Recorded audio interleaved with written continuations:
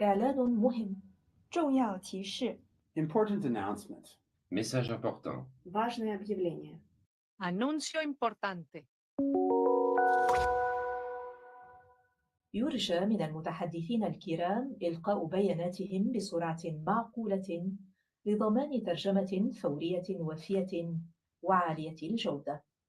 为了帮助口译准确完整传递发言信息，请代表发言时语速不要过快。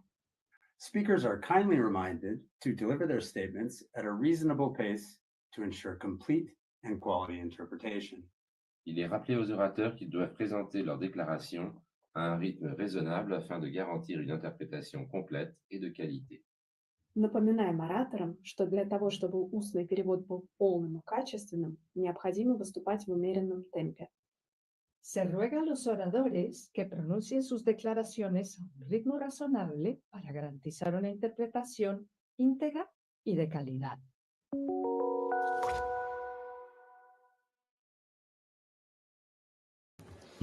Excellences, distingués collègues, je déclare ouverte la 20e séance de la 60e session du Conseil des droits de l'homme. Good morning. I call to order the 70th meeting of the 60th session of the Human Rights Council, and we will start the interactive dialogue on the oral report presented by the Commission of Independent Inquiry on Ukraine. It is my pleasure to welcome Mr. Eric Mose, Chair of the Commission of Inquiry. The list of speakers will close in 15 minutes, and I give the floor to Mr. Mose to present his report. Distinguished President, Excellencies, on behalf of the Independent International Commission of Inquiry on Ukraine, I'm pleased to provide an oral update on the investigation during its fourth mandate. The armed conflict in Ukraine continues to have a devastating impact on the civilian population. Attacks with explosive weapons in populated areas remain the leading cause of casualties among civilians. Earlier this month, the Office of the High Commissioner for Human Rights reported that the total casualties increased by 40% in the first 8 months of this year compared to 2024. The Commission is deeply concerned by the continuing civilian casualties due to relentless attacks with long-range weapons that have intensified during the country. It is also alarmed at this escalation in attacks against civilians with short-range drones in frontline areas.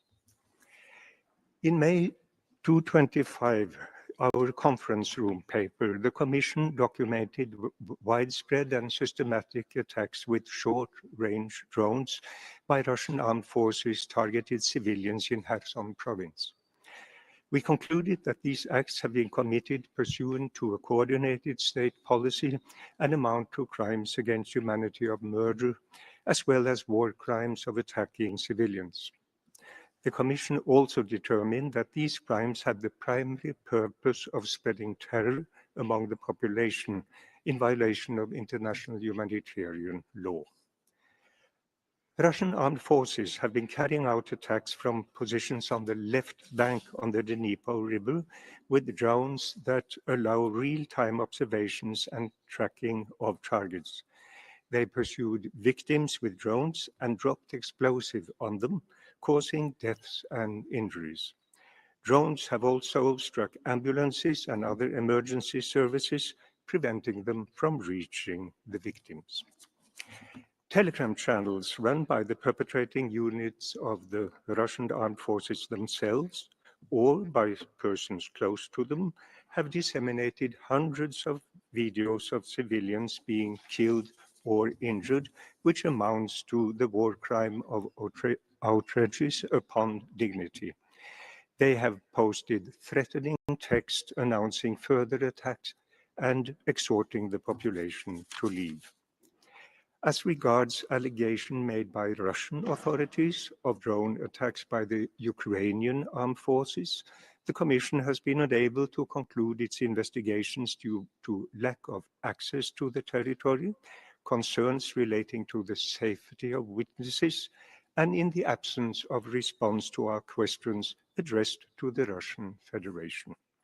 Distinguished President, Excellencies, the Commission's current investigations demonstrate that drone units of Russian armed forces have carried out attacks on civilians and civilian objects not only in Kherson province, but also in the Dnipropetrovsk and in Mykolaiv provinces. The evidence now confirms that the targeted localities span over 300 kilometers on the right bank of the Dnieper River, which is under Ukrainian government control. In addition to attacking civilians while walking or using transport, Russian armed forces have targeted a wide array of civilian objects, including residences, critical infrastructure, and other buildings. Drones have been directed also against first responders, ambulances, and fire engines bearing distinctive marks, preventing them from intervening after the attacks.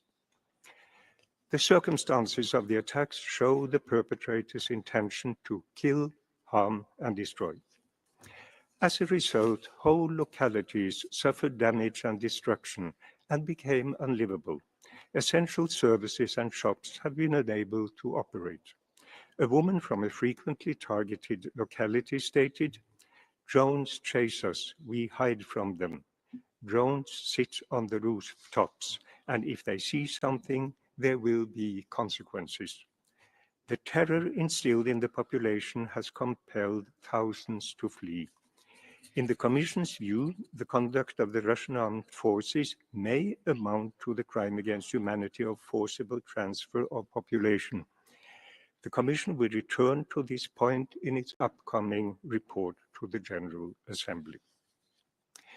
Turning to another topic, the Commission is currently investigating a pattern of deportations and transfer of adult civilians from the areas of Zaporizhia province that are under Russian control.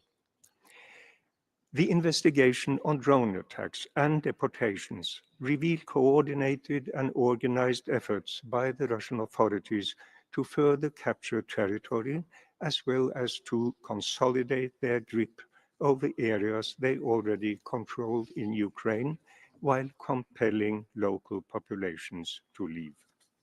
Distinguished President, Excellencies, the violations and corresponding crimes documented have inflicted unspeakable suffering and hardship on the affected populations. Recurrent attacks have gradually destroyed entire localities. Many of the victims suffer from the loss of loved ones or of their homes and livelihoods, and feel that they have lost everything. Close to the front lines, older persons have been particularly affected, as many are unable to flee, making them vulnerable to risk of attacks. It bears reiteration that during armed conflicts, it's imperative for states to respect the obligations to protect civilians, given the heightened risk to which they are exposed. A report from 224 notes that there were 580 victims of landmines and explosive remnants of war in Ukraine in 2023, placing it as the country with the fourth highest number of casualties recorded in that year. The Russian Federation has never been a party to the Landmine Convention. Recently, Ukraine and 5 other European countries decided to withdraw from this treaty. The Commission reiterates the importance of judicial and non-judicial accountability as one of the means to fulfill the rights of the victims. Avoiding impunity and holding perpetrators to account is key to securing sustainable peace. Thank you. Merci. Thank you. In keeping with practice, we shall start by hearing from the delegations of the concerned countries. I note that the delegation of the Russian Federation is not present in the room, and I therefore call on Mr. Ruslan Kravchenko, distinguished representative of Ukraine, video message. Esteemed members of the Commission, representatives of states and civil society, colleagues and partners, Allow me to express my deep gratitude to the United Nations Independent International Commission of Inquiry on Ukraine for its unwavering commitment and tireless work in documenting and investigating grave violations of international human rights law and international humanitarian law. As of September 10, 2025, more than 181,000 episodes of war crimes have been registered in Ukraine. Russia's aggression has claimed the lives of at least 15,500 civilians, including 653 children, while more than 35,000 others have been wounded. The killing of civilians is a deliberate choice by Russia. A telling example is the recent strike on the village of Yarova in Donetsk region. On 9th of September, Russian forces dropped a guided bomb on the very center of the settlement. At the precise moment when people were standing in line near a mobile post office unit to receive their payments, ordinary citizens were simply waiting for their pensions. The enemy deliberately chose civilians as a target. As a result of this heinous crime, 25 Ukrainians were killed and another 18 were wounded. This atrocity once again demonstrates that Russia has turned deliberate attacks against civilians into a method of warfare because its army is incapable of fighting armed Ukrainians on the battlefield. In addition, crimes involving the use of FPV drones are on the rise. Since the beginning of 2024, more than 5,200 such attacks have been recorded, which have killed over 315 people, wounded more than 2,600, and destroyed thousands of civilian infrastructure facilities. Local residents of the Kherson region say they are hunting us. And this is not a war fought on the battlefield, but a deliberate campaign of terror against the civilian population. At this point, I wish to thank the Commission for its work and its conclusions regarding the presence of elements of crimes against humanity in these attacks. Your report, issued in May, has been included in the materials of the pretrial investigation, and for the first time, following amendments to the national legislation, a criminal case has been registered in Ukraine under the article of crimes against humanity. This investigation is ongoing. Regarding forced deportation, I have to say that Russia has deported at least 27,700 Ukrainian citizens, including more than 11,000 children. This is Russia's strategy of forcibly separating children from their families and assimilating them into Russian society. At the same time, it has been established that the victims of this category of crimes are most often people with an active pro-Ukrainian position, those who refuse to cooperate with the occupying authorities, to accept Russian passports, or to recognize the imposed regime. I also want to draw attention to the executions of Ukrainian soldiers. This constitutes a flagrant violation of international humanitarian law and has already become a systematic phenomenon. At least 281 defenders are confirmed to have been summarily executed, including the mass killing of 49 prisoners of war in Olenivka in July 2022. The executions of disarmed soldiers are war crimes that have no statute of limitations. At the same time, even under these circumstances, justice is possible. Nearly 1,000 Russian servicemen have been notified of suspicion for commission of war crimes, and more than 700 cases have been brought to court, and 200 persons have already been convicted. This sends a clear signal. Impunity will not prevail. Justice for victims and their families is an integral part of a just peace. The systematic nature of Russia's crimes demonstrates the urgent need to preserve the unity of the international community. In supporting Ukraine and defending the international legal order, a crucial component of countering Russia's international crimes must be the demonstration that accountability is inevitable and unlimited in time. This applies first and foremost not to ordinary perpetrators, but to those who give orders, encourage, or justify such crimes.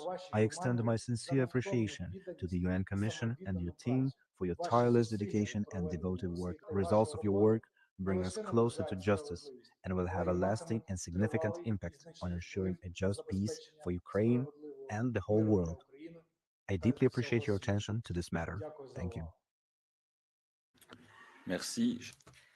Thank you. I now call on the Human Rights Commissioner of the Ukrainian Parliament for a second video message. Members of the Commission, the Russian aggression against Ukraine has continued for over 11 years. The aggressor state is committing mass human rights violations in Ukraine. As a result, nearly 14,000 civilians have been killed and over 35,000 have been injured.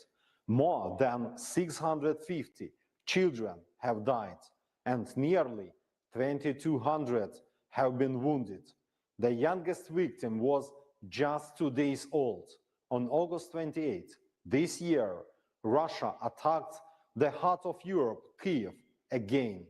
25 people were killed, including 4 children. These are not all the crimes. Russia is deporting Ukrainian children. This is an act of genocide. Russia is unlawfully detaining civilians and subjecting them to torture. Russia is executing prisoners of war and torturing them. Since February 24, 2022, Russian forces have killed over 270 Ukrainian POWs. Violations of international humanitarian law are part of Russia's systematic policy. I urge the Commission to document these crimes and highlight gaps or outdated norms in international humanitarian law, to support efforts to identify mechanisms for accountability, to emphasize the root cause Russia's aggression and disregard for international humanitarian law. Thank you for your attention. Merci. J'invite maintenant. Thank you. I now call on interested delegations to ask questions of the Commission of Inquiry and make comments regarding the oral report. The speaking time is 1 minute 30 seconds for all, and the list of speakers is now closed. I call on Maria Molnar Celebra, Minister of Foreign Affairs of Sweden, for a video message on behalf of a group of countries. Half of the Nordic Baltic states. This summer marked a grim milestone. July saw the highest number of civilian casualties in Ukraine since May 2022. This tragic loss of innocent lives, including children, could immediately end if Russia agreed to a full, unconditional ceasefire as the first step towards meaningful negotiations. However, Russia's recent attacks have made it clear that they are not interested in peace. While Russia stalls negotiations, the reports on human rights violations continue to grow.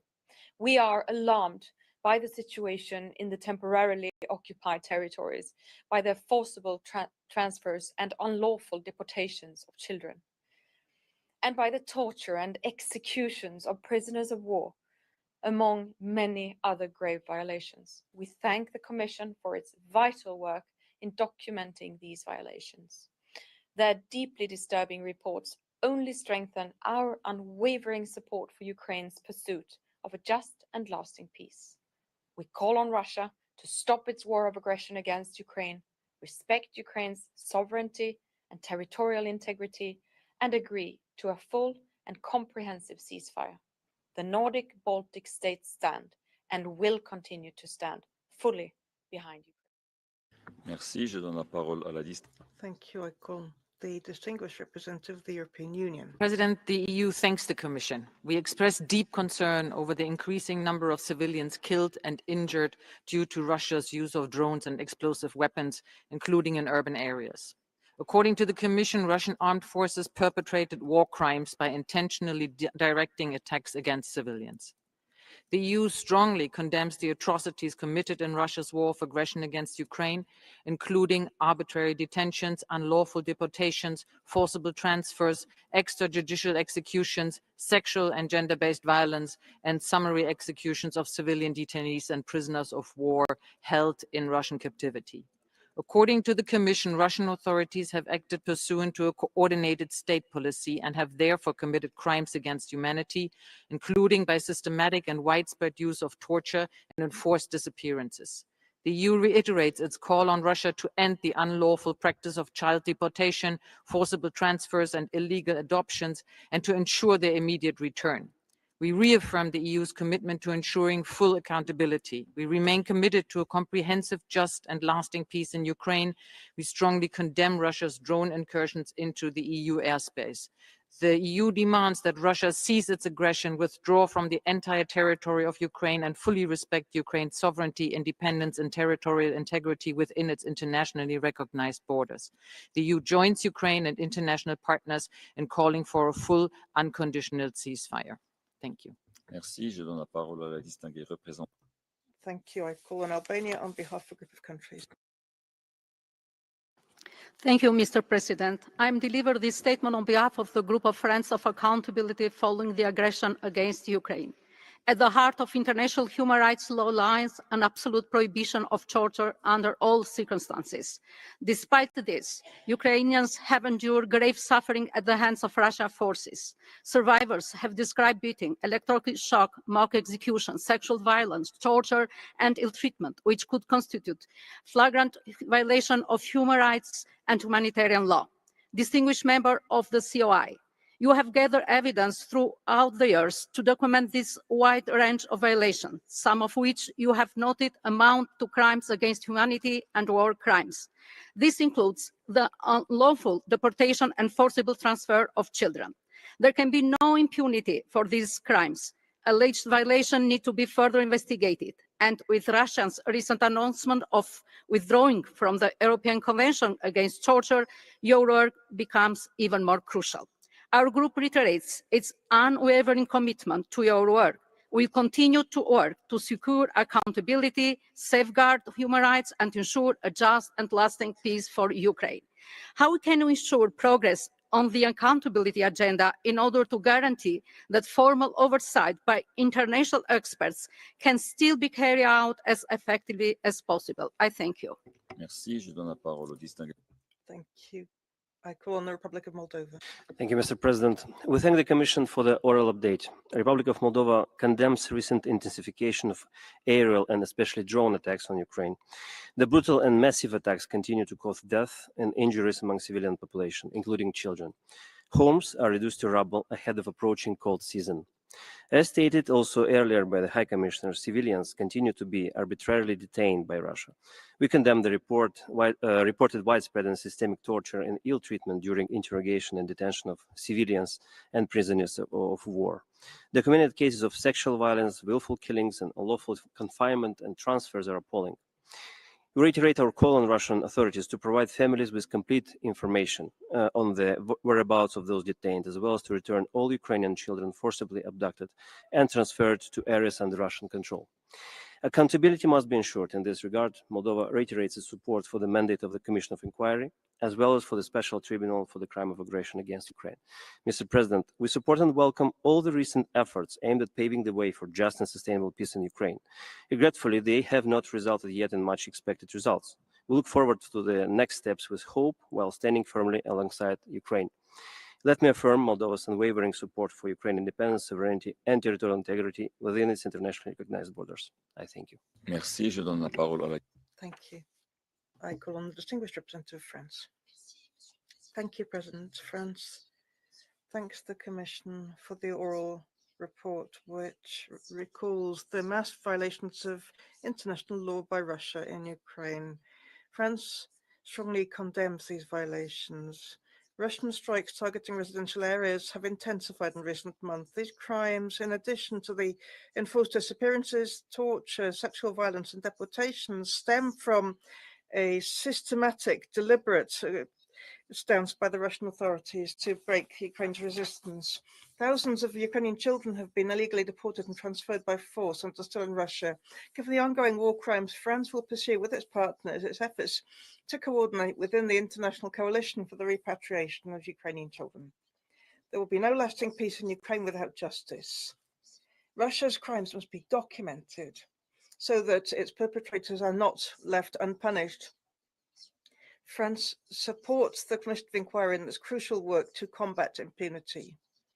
President, France expresses full solidarity with the people and authorities of Ukraine. It recalls its unflagging support to Ukraine's sovereignty, independence, and territorial integrity, and reaffirms its determination to support Ukraine for the long haul. Thank you. Thank you. I call on Georgia. Thank you, Mr. President. We thank the Commission of Inquiry on Ukraine for its continued efforts and the latest update. Every single day for more than 3 years, Russia's unprovoked and unjustified full-scale war of aggression against Ukraine brings nothing but unbearable human suffering and immense scale of destruction. The Commission's findings once again confirm the pattern of systematic and widespread violations of international human rights and humanitarian law by Russia, many of which amount to war crimes and crimes against humanity. We strongly condemn Russia's continued attacks against civilians and civilian infrastructure, which deepen the humanitarian crisis and deliberately target the most vulnerable. Such actions demonstrate a blatant disregard for the principles of international law and the rules-based international order. Now, we underscore the importance of the Commission's work in documenting these violations and contributing to future accountability efforts. Ensuring justice for victims and ending impunity remain essential to achieving lasting peace. Finally, Georgia reaffirms its unwavering support for the independence, sovereignty, and territorial integrity of Ukraine within its internationally recognized borders extending to its territorial waters. Thank you. Merci, je donne la parole. Thank you. I call on Albania. Thank you, Mr. President. We thank the Commission of Inquiry for its comprehensive report and its continued commitment to truth and justice. The Commission's findings are clear and alarming. Russian armed forces have committed war crimes, including intentionally targeting civilians, as well as crimes against humanity, including murder and forcible transfer of population. The report of COI continues to tell us that Russia is illegally detaining civilians, hereby violating the rights to liberty and security of persons. The Russians are responsible for the forced and illegal transfer of thousands of Ukrainian children to Russia. We strongly condemn these practices and reiterate our call on Russia to immediately ensure the safe return to Ukraine of all Ukrainian children and other civilians unlawfully expelled or transferred. Albania calls for the continuation of the mandate of the Commission of Inquiry so that these crimes are not forgotten and those responsible are identified and held accountable. We all for justice for victims and reparation. Finally, Albania reiterates its unwavering support to the independence, sovereignty, and territorial integrity of Ukraine with its internationally recognized border. I thank you. Merci, je donne la parole à la liste. Thank you. I call on Austria. President, Austria aligns with the EU statement and welcomes the update by the Commission of Inquiry. Austria remains gravely concerned over the growing body of evidence of violations of international human rights law and international humanitarian law, including torture, extrajudicial executions, enforced disappearances, arbitrary detention, forced transfers, and deportations. We're also very concerned by the reported systematic use of torture, including sexual violence, against certain categories of detainees to extract information, coerce, and intimidate. The widespread and systematic drone attacks targeting civilians, civilian objects, and infrastructure, all means of transport and emergency and rescue services, is not only terrorizing the population, the damage and destruction of houses, the absence or limitation of services, essential infrastructure, and transport have rendered the affected areas unlivable and left many residents with no other choice than to seek safer locations. We call on Russia to stop these dangerous attacks immediately and withdraw all troops from within the internationally recognized borders of Ukraine. We also call on Russian authorities to increase efforts in returning forcibly transferred Ukrainian children. Chair, we underline the importance of the continued independent and impartial reporting of the Commission and confirm our support to all efforts to seek full accountability for these violations and crimes under international law. Thank you. Merci, je donne la parole à la distinguée. Thank you. I call on Romania. Thank you, Mr. President. Romania aligns with the EU statement. We thank the Commission of Inquiry for its continued work in documenting the extensive and grave violations of international human rights law committed in the context of the war of aggression conducted by Russia against Ukraine. We stress that accountability for all crimes is imperative, and your findings will play a vital role in supporting future judicial processes and mechanisms, as impunity must not prevail. Withdrawal from international legal frameworks does not absolve a state from its obligations under international law, nor does it shield it from accountability. We remain deeply alarmed by the persistent reports of targeted attacks on civilians and civilian infrastructure, One of the latest aerial bomb attacks, the one on Yarova in the Donetsk Oblast, is yet another among many, the number of civilian casualties in Ukraine having reached a 3-year high during the summer. The systemic nature of these human rights violations, which may amount to crimes against humanity, carried out as part of a coordinated state policy, is profoundly concerning and demands urgent justice. We deplore the devastating impact the conflict continues to have on the population. Romania will continue to support all independent monitoring mandates that seek to document and investigate human rights violations and to promote justice for victims. Romania remains unwavering in its support for the sovereignty and territorial integrity of Ukraine within its international recognized borders. Thank you. I call on Greece. Thank you, Mr. President. Greece aligns itself with the EU statement and thanks the Commission of Inquiry for its oral update. We express our serious concern for the continuous widespread violations of international humanitarian and human rights law committed by Russia in connection with its war of aggression against Ukraine. Numerous cases of such violations have been reported, while high numbers in civilian casualties from systematic attacks by Russia have been recorded. We are also alarmed by reports of military training programs and prospects of future military service for children in the temporarily occupied by Russia territories of Ukraine. We strongly condemn the unlawful deportation of Ukrainian children, and we underline the urgent need to ensure their immediate and safe return and family reunification. Greece supports a comprehensive, just, and lasting peace in Ukraine in full conformity with international law, the UN Charter and relevant UN resolutions, and in full respect of Ukraine's sovereignty, independence, and territorial integrity within its internationally recognized borders. An immediate ceasefire is imperative as a first step towards meaningful peace negotiations.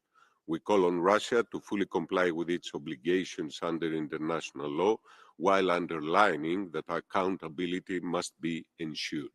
Thank you. Thank you. I call on the distinguished representative of Montenegro. Months, Russia has markedly intensified missile and drone attacks across Ukraine, inflicting immense human suffering, heavy loss of life, and widespread destruction. Its drones have even violated the airspace of EU member states, underlying the gravity of this aggression. Through the indiscriminate use of explosive weapons in populated areas, Russia has made Ukraine the deadliest country for cluster munition casualties for the third consecutive year. While the international community pursues peace efforts, the Russian Federation responds with continued violence and terror. Its refusal to accept a full and unconditional ceasefire as a credible path to meaningful peace negotiation shows that Russia has no genuine interest in peace or a just resolution consistent with the UN Charter and international law. Commissioners, your reports have repeatedly documented war crimes by the Russian armed forces, including indiscriminate attacks on civilians and civilian infrastructure, as well as the crimes against humanity such as torture and enforced disappearances. The human toll is immense. The forcible transfer and indoctrination of Ukrainian children, the erasure of their identity, and the systematic torture, sexual violence, and inhumane treatment of civilians and POVs in Russian captivity. Montenegro reiterates that there can be no lasting peace without justice, nor impunity for Russia's war of aggression. We call for full accountability and reaffirm our commitment to a comprehensive, just, and lasting peace in Ukraine, firmly rooted in the UN Charter and international law. Thank you. Thank you. I call on the distinguished representative of Slovakia. Mr. President, Slovakia aligns itself with the EU statement. Allow me to make some additional comments in my national capacity. Distinguished members of the Commission of Inquiry, thank you for your valuable work on the deteriorating situation of human rights in Ukraine resulting from the unprovoked war of aggression against Ukraine by the Russian Federation. Slovakia strongly condemns arbitrary detentions, torture, ill treatment, sexual violence, forcible transfer, particularly of children, and any other widespread violations of human rights your report highlights. We are alarmed by the continuing massive attacks on civilian and energy infrastructure. It seems that the Russian Federation has no intentions to fully comply with the international monitoring and investigative bodies and to respect the international human rights obligations and treaties, including UN Charter and its principles. Hence, we welcome the initiative of the international community to hold the perpetrators accountable to their action and avoid impunity. Let me stress that we believe that the work of the Commission of Inquiry represents an indispensable contribution to the process of achieving peace and restoring justice. I thank you. Thank you. I call on the distinguished representative of Bulgaria. Thank you, Mr. President. Bulgaria aligns with the EU statement. We thank the Commission of Inquiry for their update, in the light of which we note with deep concerns that the Russian Federation's illegal, unjust and unprovoked aggressive war against Ukraine is entailing further serious violations of international human rights and humanitarian law. Bulgaria is outraged by the continuing reports of extrajudicial killings, enforced disappearances, arbitrary detentions and persecution of civilians, including members of ethnic and religious minorities in the temporarily occupied territories of Ukraine. We strongly condemn the forced displacement, deportation and militarization of Ukrainian children by the Russian Federation and demand their immediate and safe return to Ukraine. For this reason, Bulgaria is part of and supports the work of the International Coalition for the Repatriation to Ukraine of illegally deported and forcibly displaced Ukrainian children. We reiterate our call for full and unhindered access of the OHCHR as well as of international and regional human rights organizations and mechanisms to the temporarily occupied territories of Ukraine. We also reiterate our call for accountability for violations of international human rights and humanitarian law. Bulgaria supports all ongoing diplomatic efforts aimed at ending the war against Ukraine based on the principles of the UN Charter and international law. We encourage inclusive dialogue as the only viable path to a comprehensive, just and lasting peace agreement that respects the sovereignty and territorial integrity of Ukraine and the right of its people. Thank you. Thank you. I call on distinguished representative of Ireland. Thank you, Mr. President. Ireland aligns with the statement of the EU and thanks the Commission for their update. We reiterate our condemnation of Russia's unjustified war of aggression against Ukraine. We further condemn Russia's occupation of Ukrainian territory and the violations and abuses of human rights that have taken place since the start of Russia's full-scale invasion. We deplore Russia's continued attacks on civilian targets and civilian infrastructure across Ukraine during ongoing international efforts to bring about an end to the war. Russia's attacks continue to bring untold pain, misery, and suffering to the Ukrainian people. Ireland stands in full solidarity with Ukrainians in their quest for justice and accountability. We remain concerned by reports of enforced disappearances and torture and the inhumane treatment of prisoners. We deplore the use of sexual violence as a form of torture against both male and female detainees. Ireland once again condemns the forcible transfer or deportation of Ukrainian citizens, including children, by Russian authorities, which is a clear violation of international law. We reject Russia's efforts to alter the demographic composition of occupied territories of Ukraine. Commissioners, what steps can the international community take to defend the rights of civilians in the temporarily occupied territories of Ukraine? I thank you. Thank you. I call on the distinguished representative of Germany. Thank you, Mr. President. Germany aligns itself with the EU statement and thanks, of course, the Commission of Inquiry for their vital work and today's update. Once again, we are appalled by the findings of the Commission. Time and again, we have reiterated our deepest concern about the grave violations of human rights law and international humanitarian law committed by Russia in its illegal, unprovoked, and unjustified war of aggression against Ukraine. According to your reporting, Russian authorities have committed enforced disappearances and torture amounting to crimes against humanity. Russia has been targeting Ukraine's civilian population through widespread and systematic attacks with disastrous consequences, especially for the most vulnerable groups, and these crimes will not go unpunished. We support the necessary work of the Commission to ensure accountability for Ukraine. Germany stands with Ukraine and its people. We join them in striving for a comprehensive, just, and lasting peace. We reaffirm our support for Ukrainian independence, sovereignty, and territorial integrity within its internationally recognized borders. Commissioners, how can the international community support Ukrainian civilians who are scarred by the human rights violations committed by Russia in the long term? I thank you. Thank you. I call on the distinguished representative of Slovenia. Mr. President, Slovenia aligns with the EU statement. We thank the Independent International Commission of Inquiry on Ukraine for its comprehensive report. We commend the Commission for its impartial and evidence-based approach, which is essential in ensuring that the truth is established. The finding of the Commission, including evidence of widespread war crimes, crimes against humanity, and violations of international humanitarian law, are deeply alarming. Attacks against civilians, the destruction of critical infrastructure, and credible reports of torture, sexual and gender-based violence, and the forcible transfers of children, in clear violation of international humanitarian law. Slovenia is particularly concerned about the new cases of rape and sexual violence amounting to torture against detained women, in addition to inhumane conditions that female detainees are subject to. Slovenia reiterates its full support for all accountability mechanisms, including the International Criminal Court, and stresses that those responsible must be held to account. Slovenia reaffirms its unwavering support for Ukraine's independence, sovereignty, and the territorial integrity with its internationally recognized borders. We will continue to stand for protection and respect of human rights of all civilians unjustly swept into this war of aggression. Thank you. Merci. Thank you. I call on distinguished representative of Czechia.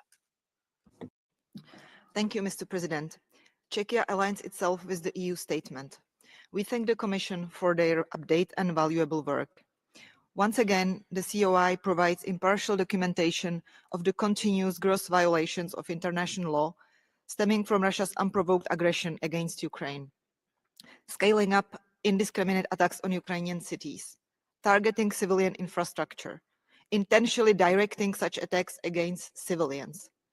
Russia is killing and wounding even more civilians, including children, in the fourth year of the conflict. We strongly condemn arbitrary detentions, enforced disappearances, and systematic torture of prisoners of war and civilians by Russian authorities, as well as forced transfers of population in the occupied territories, including Ukrainian children. According to the COI, Russian armed forces perpetrated war crimes and crimes against humanity, and we repeat our call for accountability for these crimes under international law. Commissioners, how could we best support accountability for the documented crimes and achieve justice for victims and survivors? Thank you. Merci. Thank you. I call on distinguished representative of the Netherlands. President, the Kingdom of the Netherlands aligns itself with the EU statement and thanks the Commission of Inquiry for its oral update. Commissioner, indiscriminate drone and missile strikes by night and in broad daylight are a daily menace to Ukrainians. The images of their aftermath are devastating. Civilians killed, homes destroyed, and families torn apart. Beyond the fear of the skies, people living in the occupied territories endure a relentless series of grave violations. And we are deeply concerned by your previous findings of widespread and systematic use of torture, as well as ill treatment by the Russian authorities. Testimonies from released Ukrainian prisoners of war and civilian detainees reveal a reality of severe beating, sexual violence, and electric shocks. That is, if survivors are able to recount them at all. These flagrant violations must end and perpetrators must be held accountable. Ukrainians deserve justice. Without it, there can be no lasting and just peace. And therefore, we will continue our steadfast support for the Ukrainians' path toward accountability. And we commend Ukraine's unrelenting national endeavors to investigate, prosecute, and adjudicate international crimes. Commissioner, how can the international community best support Ukraine and its people in adopting a comprehensive approach to accountability? And how can global and regional initiatives complement each other in this regard? I thank you. Merci. Thank you. I call on distinguished representative of Portugal. Thank you, Mr. President. Portugal aligns itself with the EU statement and thanks the Commission of Inquiry for its update.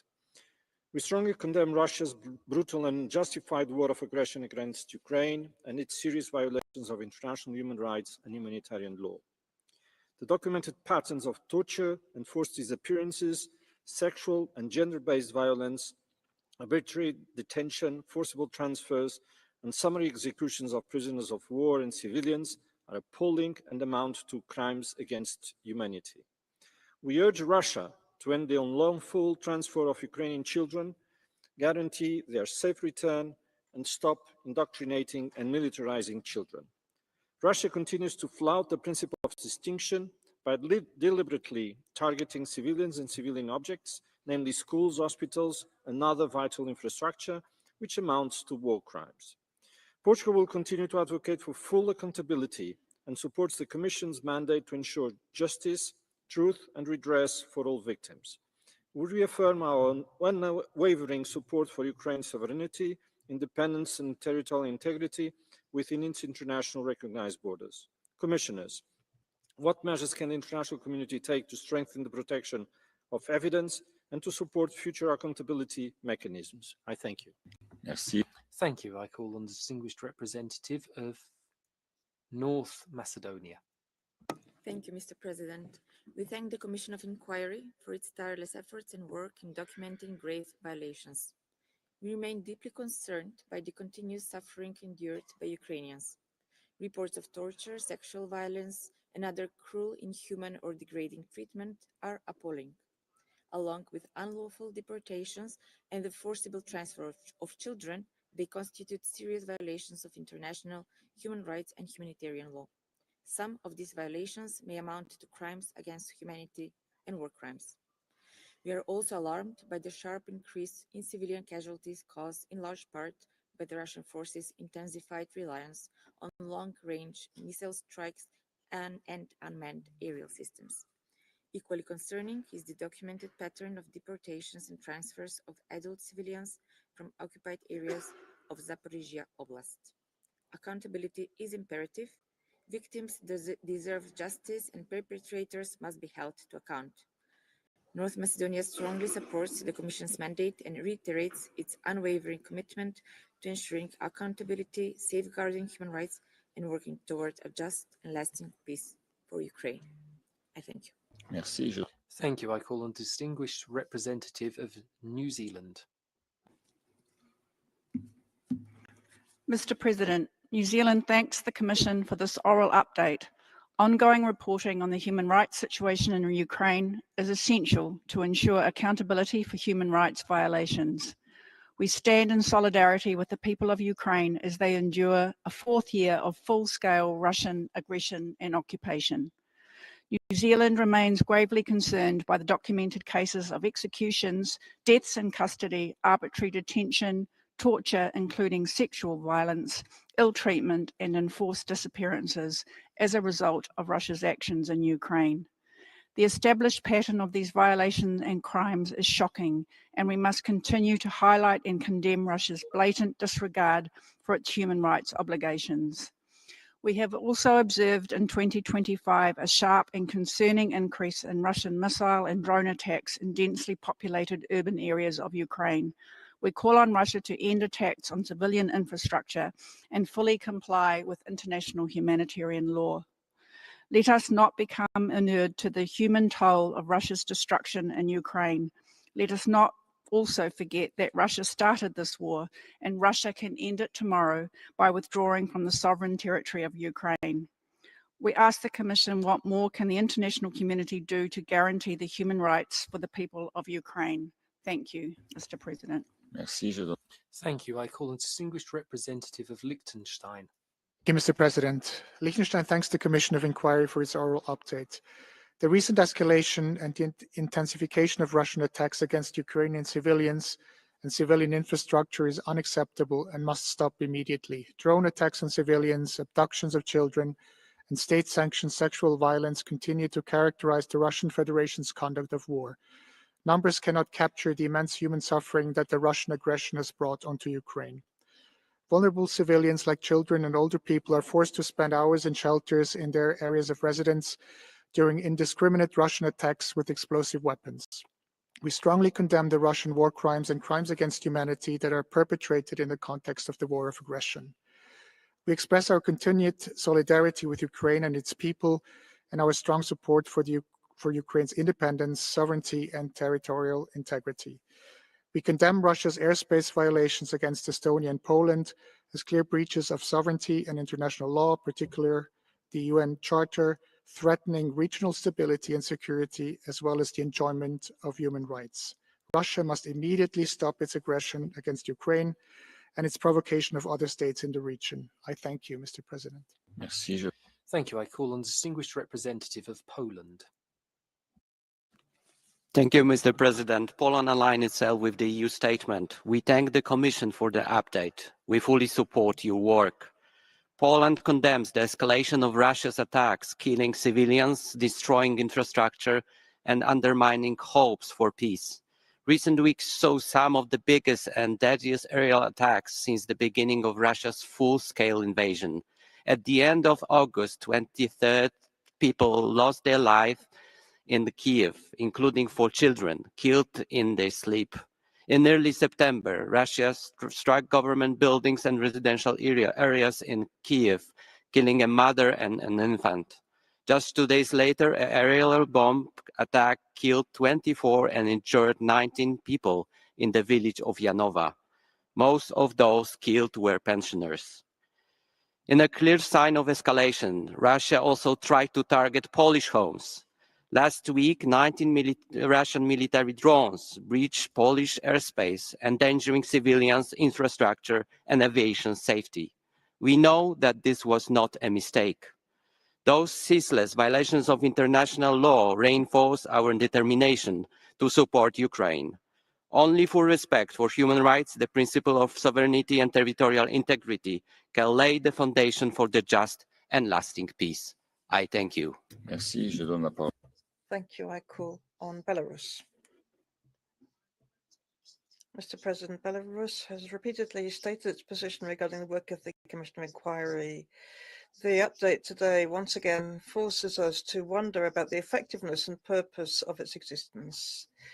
While continuing in the same vein of criticizing just one party, the Commission discredits itself while making no progress in resolving the crisis. The root causes are once again ignored by the Commission, but it is a critical objective analysis and removal of the root causes that would lead to long-term settlement. Belarus continues to support initiatives to reduce military and political tension and confrontation. However, we see that many countries are seeking increased militarization and are not seeking discussion while closing their eyes to increases in the spiral of conflict. We call countries and international organizations to take real steps to move back from confrontation and support efforts to reduce military activity and seek détente and progress towards sustainable peace. Thank you. Merci. Je donne la... Thank you. I call on the distinguished representative of Croatia. Thank you, Mr. President. Croatia aligns itself with the EU statement. We would like to thank the members of the Commission for their oral update. Croatia condemns in the strongest possible terms the atrocities committed in the context of Russia's war of aggression against Ukraine. The reports of drone attacks targeting civilian populated areas of Ukraine are truly shocking. Moreover, we are appalled by the findings of torture and sexual assault of civilians, which include rape, beatings, and other depraved conduct. We are deeply concerned that these acts, as reported, represent a part of Russian Federation's deliberate and systematic policy of torture. The reports on enforced disappearances and arbitrary detention additionally raise our concerns. All violations of international humanitarian and human rights law in Ukraine need to be further investigated, and those responsible need to be held to account. We reiterate our unwavering support to efforts aimed at bringing perpetrators to justice and preventing further crimes. In this regard, we recognize the work of the International Criminal Court, the UN Human Rights Monitoring Mission in Ukraine, and the Independent International Commission of Inquiry. Croatia strongly supports a just and lasting peace based on the principles of the UN Charter and international law as the only acceptable outcome for Ukraine and Europe. I thank you. Merci. Je donne... Thank you. I call on the distinguished representative of Luxembourg. President, Luxembourg would like to thank the Commission of Inquiry for its observations, and we endorse the European Union statement. For 3.5 years now, the Commission has been meticulously documenting the large number of daily violations of international law. Evidence in your reports is vital for holding perpetrators of these crimes accountable and ensuring justice for victims. Your commission has found there have been serious violations of human rights and international humanitarian law, including enforced disappearance, deportation, acts of torture, sexual violence, and extrajudicial killings. We deplore the fact that the Russian army is systematically targeting urban areas and civilian infrastructure, such as energy networks, hospitals, and ambulances. Luxembourg reiterates unwavering support for Ukraine and firmly condemns these violations, which, according to the Commission of Inquiry, are war crimes and perhaps even crimes against humanity. Luxembourg is deeply concerned about the fate of Ukrainian children and adolescents who've been victims of illegal deportations. As a member of the International Coalition for Returning Ukrainian Children, Luxembourg calls upon Russia to stop this illegal deportation and ensure the immediate return of these children to their families. Thank you. Thank you. I call on the distinguished representative of the Republic of Korea. The Republic of Korea thanks the Commission of Inquiry for its oral update. We remain deeply concerned about the continued reports of civilian casualties resulting from expensive drone and missile attacks in the context of Russia's war of aggression against Ukraine. The deliberate targeting of energy systems and other civilian infrastructure further highlights the severity of the situation under international law. We are particularly disturbed by the Commission's reports of widespread and systematic torture against Ukrainian civilians and prisoners of war, including beatings, electric shocks, mock executions, and sexual violence. We also note with alarm the recent incidents near Poland's eastern border, which serve as a stark reminder that the war's devastating consequences could spill over beyond Ukraine. In this regard, we underline the urgent need for an immediate halt to attacks on civilians and civilian infrastructure, full compliance with international law, and accountability for violations. The Republic of Korea reaffirms its solidarity with the international community and stands ready to work closely with all partners to support efforts to end this war without further delay. I thank you. Merci. Thank you. I call on the distinguished representative of Canada. Merci, Monsieur le Président. Le Canada. Thank you, President. Canada expresses its gratitude to the Commission of Inquiry for its work on Ukraine. Canada remains deeply concerned at human rights violations and the violations of international humanitarian law committed by the Russian Federation in Ukraine, particularly those that affect children. Illegal deportations and forced transfer of children are serious violations of Geneva Conventions. Thousands of children have been separated from their families and have been subjected to indoctrination and militarization. The nature of these violations reflects a deliberate strategy aiming at eradicating Ukrainian heritage and is a threat to future generations. The International Criminal Court has issued arrest warrants against high-ranking Russian officials in line with the seriousness of this situation. Canada is the co-chair of the International Coalition for the Return of Ukrainian Children, and as such, we continue to support Ukrainian efforts, and all members of the coalition are calling for the immediate return of these children to their families. Children should never be used as a weapon of war. Their human rights and security and integrity must be guaranteed. Canada stands in solidarity with Ukraine as it seeks to, and the speaker is interrupted. I call on Spain. Spain endorses the EU statement. We'd like to thank the International Commission of Inquiry on Ukraine for the work that it's been undertaking tirelessly since 2022. This report finds that there have been Russian Federation has been attacking Ukraine, and once again we see that the delegation is absent from the room, which shows disdain for the United Nations Human Rights Council and its member states. So Russia continues to carry out what could be considered crimes against humanity. So Spain calls upon the Russian Federation to halt its war of aggression and to leave Ukrainian territory. Russia must release unfairly detained civilians and treat all prisoners decently. There must be the return of deported Ukrainian children to their families. Those who are responsible for the crimes being perpetrated must be held accountable, and we must ensure that there is rehabilitation, reparation, and reintegration of victims into their home societies. Ukraine's territorial integrity within its internationally recognized borders must be respected, and we will continue to support Ukraine for as long as is necessary. Thank you very much. Thank you, and I call on the distinguished representative of Switzerland.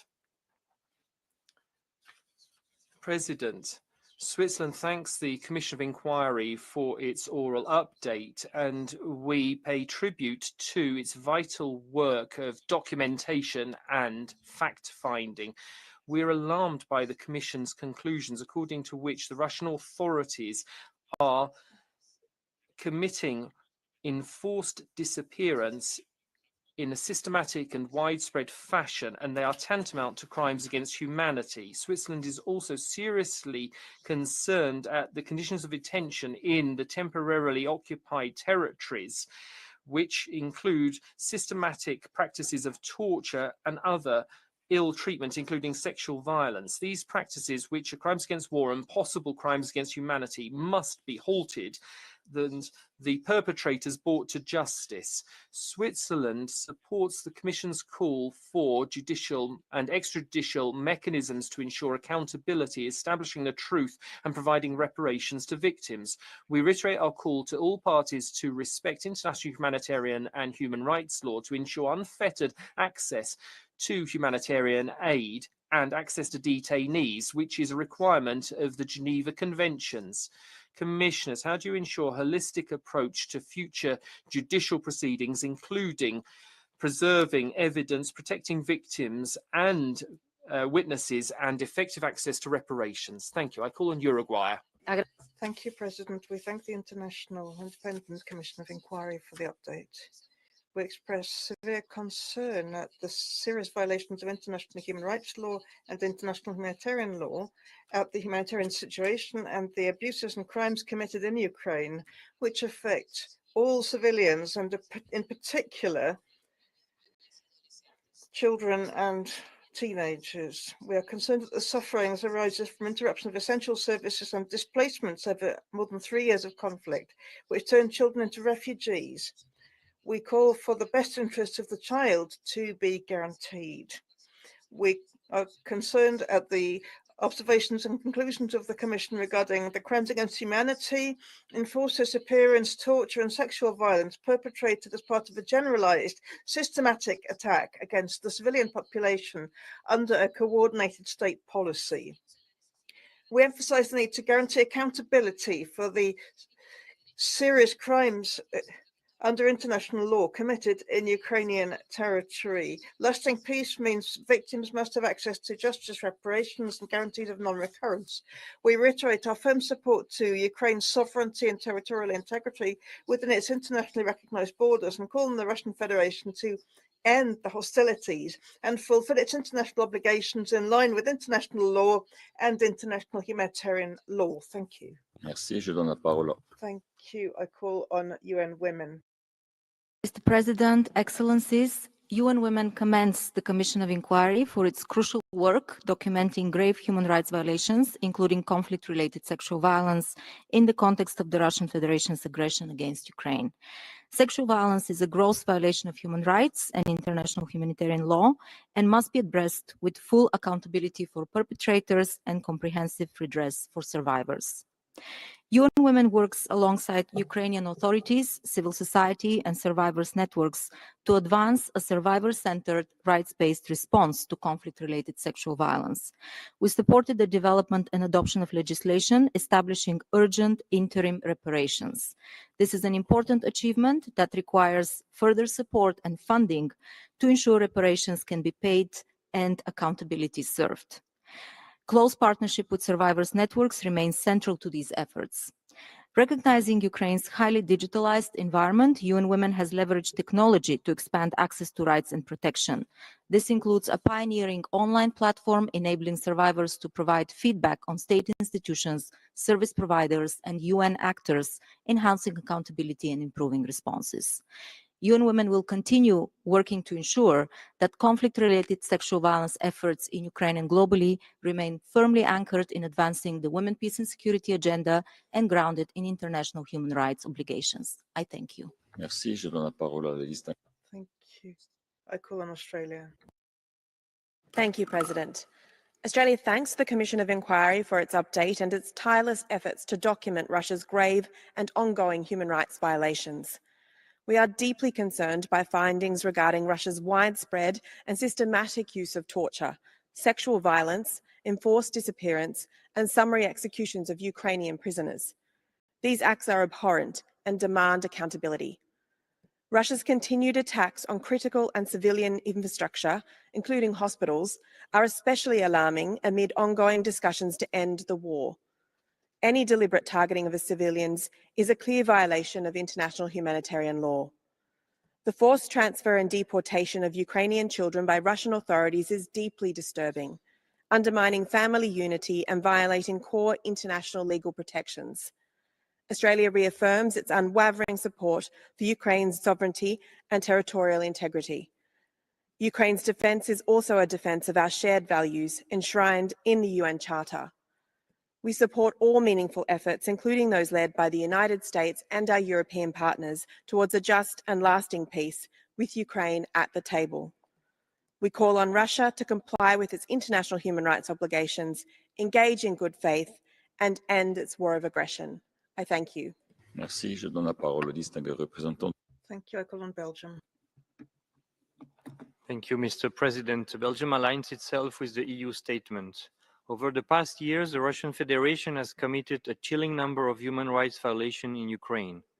Extrajudicial killings, torture, sexual and gender-based violence, grave violations against children, including forced deportations, the destruction of civilian infrastructure, and more. Every year, that list gets longer. The COI has concluded that some of the violations they have documented amount to war crimes and crimes against humanity. The Special Rapporteur on Torture has recently documented a wide pattern of risks of torture, whereby torture is used in order to intimidate, instill fear, and control civilians in occupied territory of Ukraine. But instead of stopping this practice and holding the perpetrators to account, Russia decides to go in the opposite direction.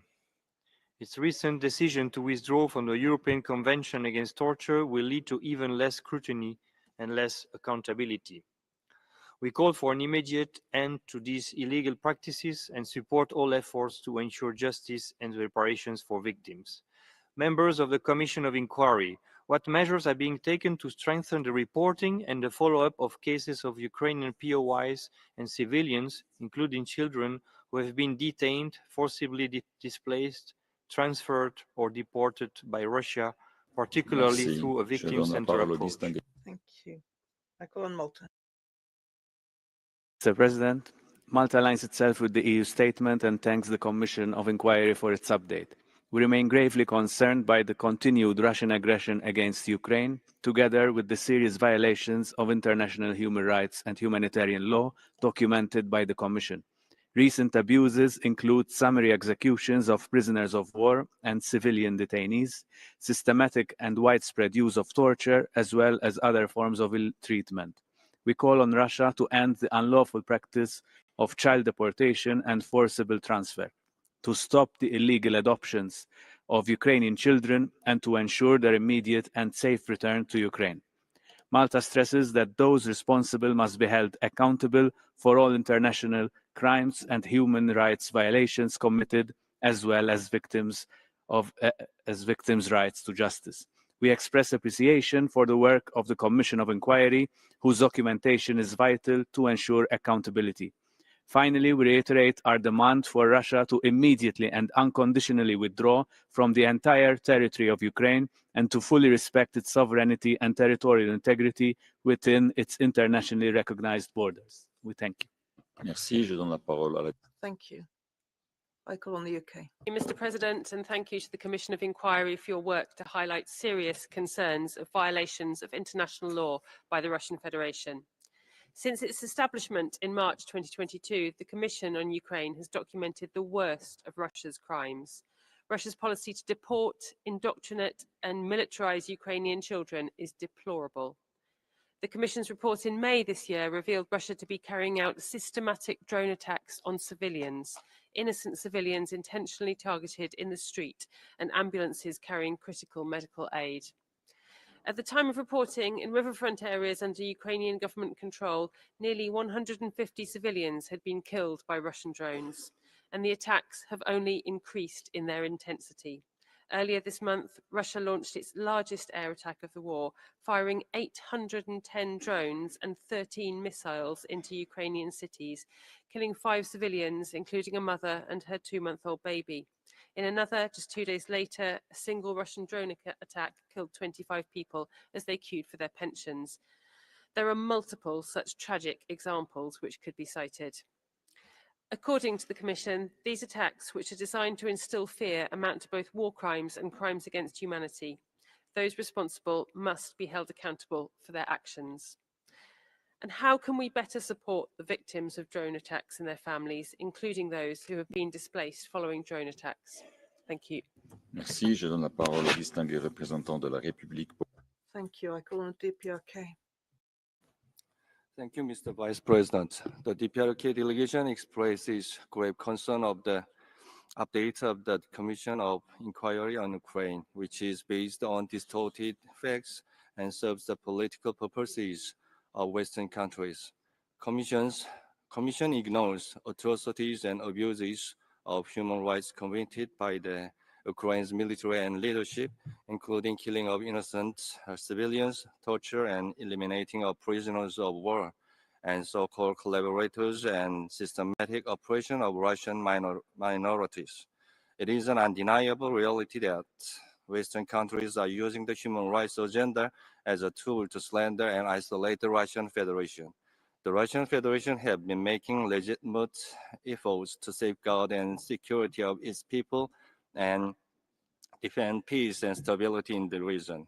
We resolutely oppose any attempt to interfere in the internal affairs of sovereign states under the pretext of human rights.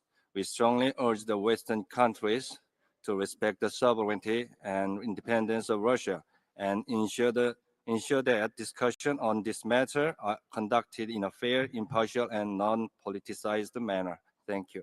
Merci. Je donne la parole au distingué. Thank you. I call on Japan. Thank you, Mr. President. We'd like to thank the Commission of Inquiry for its important work and its oral update. We remain deeply concerned over the humanitarian and human rights situation in Ukraine. More than 3.5 years have passed since the start of Russia's aggression against Ukraine, which we reiterate is a clear violation of international law and shakes the very foundation of the international order. We once again condemn in the strongest terms the action of the Russian forces, which have led to a large number of civilian casualties in Ukraine. We appreciate investigation being conducted by the COI. The work is important in identifying those responsible for violations or abuses of human rights in holding them accountable.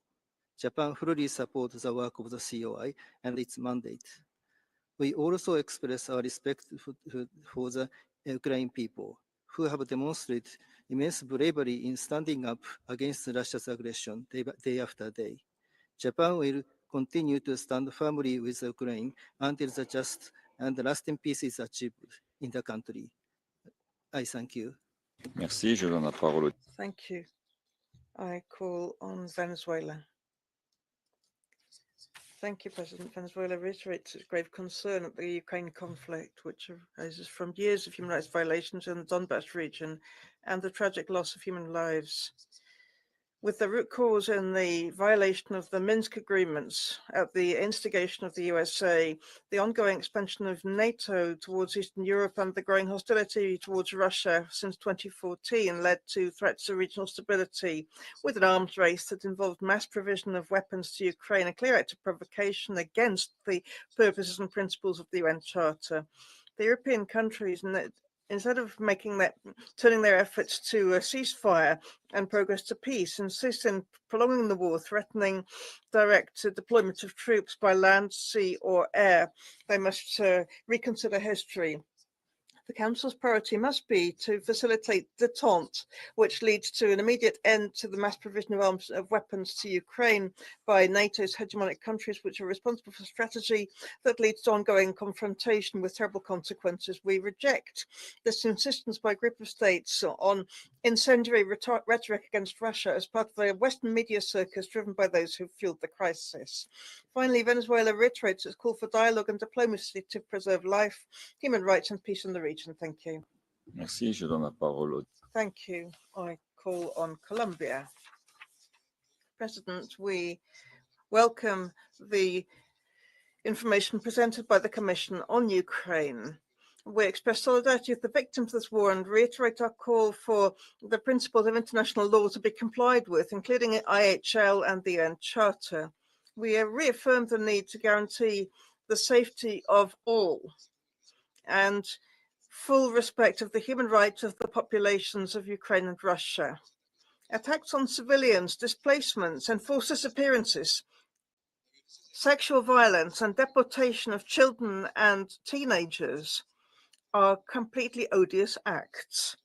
They must be subject to independent investigations and the perpetrators brought to justice. It is unacceptable to violate territorial integrity or political independence of states. This is a direct violation of fundamental international obligations. Colombia reiterates its rejection of the use of force. It reaffirms its conviction that the solution to this conflict can only be achieved through dialogue and diplomatic channels. We urge the parties to agree a ceasefire leading to a negotiated, peaceful, sustainable settlement to achieve a rapid and permanent end to the conflict. Thank you. Merci. Thank you. That was the last speaker that we could accommodate for this meeting. We will continue now with the list of speakers from NGOs, and I call on the Human Rights Research League. Thank you, Mr. President. From the beginning of its full-scale war of aggression against Ukraine, the Russian Federation has committed grave violations of the most fundamental laws governing war and human rights, and the attacks on the civilian population have never been more encompassing. Investigations by the Commission of Inquiry, OHCHR, the ICC, and others have documented widespread torture of Ukrainian prisoners of war. Survivors have testified to brutal beatings, electric shocks, mock executions, sexual violence, and prolonged deprivation of food and water. These actions constitute grave breaches of the Geneva Conventions and amount to war crimes. Equally abhorrent is the targeting of Ukrainian civilians in occupied territories. Activists, journalists, community leaders, and ordinary citizens have been abducted, detained without due process, tortured, and in some cases murdered. These atrocities committed by the Russian Federation are not the result of battlefield chaos. They are deliberate instruments of a campaign aimed at destroying the Ukrainian people, erasing their culture, and undermining the principles upon which the United Nations were founded. These acts violate the Geneva Conventions, constitute crimes against humanity, and in some instances may meet the threshold for genocide. These atrocities must not remain unchallenged. We ask the international community to support and expand independent investigations by UN bodies, the ICC, and other mechanisms to ensure accountability. I thank you. Thank you. I give the floor to Human Rights House Foundation. Thank you, President. New documentation from our Ukrainian partners at Zemina shows how practices of the Russian Federation have evolved since 2022, shifting from suppressing active resistance to systematically attacking any civilian perceived as disloyal to the occupation. Their report records at least 572 civilian criminal prosecutions, many on fabricated charges such as terrorism or espionage. These prosecutions happen alongside unlawful and incommunicado detention, torture, and intimidation of victims and their families. Zamina's analysis shows how Russia has extended its legal system and courts into the occupied regions, thereby creating a facade of legitimacy for what are, in fact, grave breaches of international humanitarian law and crimes against humanity. This situation is set against further reports of atrocities by Russia's armed forces. The recent UN expert dossier, published on 21st of August and compiled by the UN Special Rapporteur on Torture, confirms the deliberate and systematic use of sexual violence as a tool of torture and intimidation. President, the Commission has previously underlined the relevance of the International Criminal Court to the accountability process. We ask the Commission how its ongoing investigations, alongside the documentation of civil society, could further strengthen the evidence base for ICC proceedings concerning crimes against humanity in Ukraine. I thank you. Thank you. I give the floor to the International Bar Association for an intervention by video. The International Bar Association and Ukrainian Bar Association commend the work of the Commission of Inquiry, and we keep condemning the ongoing widespread violations of international human rights and humanitarian law amounting to war crimes and crimes against humanity in the course of the Russian aggression against Ukraine. We condemn the ceaseless attacks on civilians and civilian objects, indiscriminate use of explosive weapons in densely populated areas, forced deportations, coordinated, widespread and systematic use of torture, incommunicado detention, and enforced disappearances by Russian forces.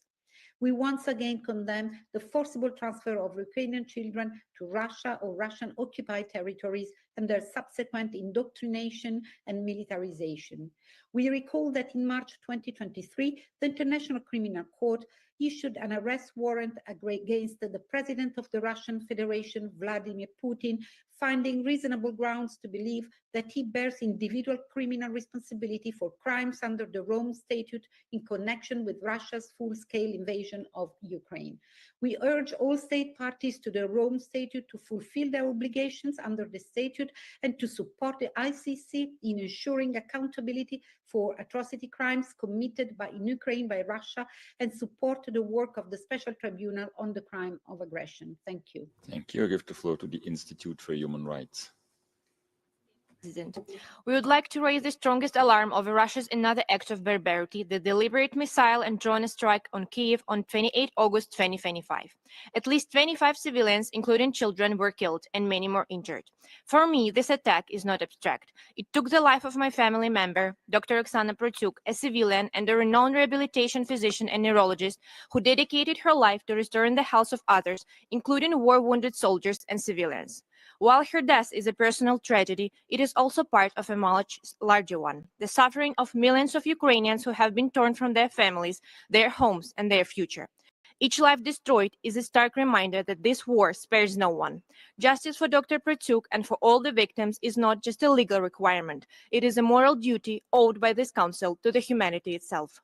Her killing is emblematic of the indiscriminate, inhuman nature of this assault and underscores the extreme vulnerability of medical personnel, individuals explicitly guaranteed protection under international humanitarian law.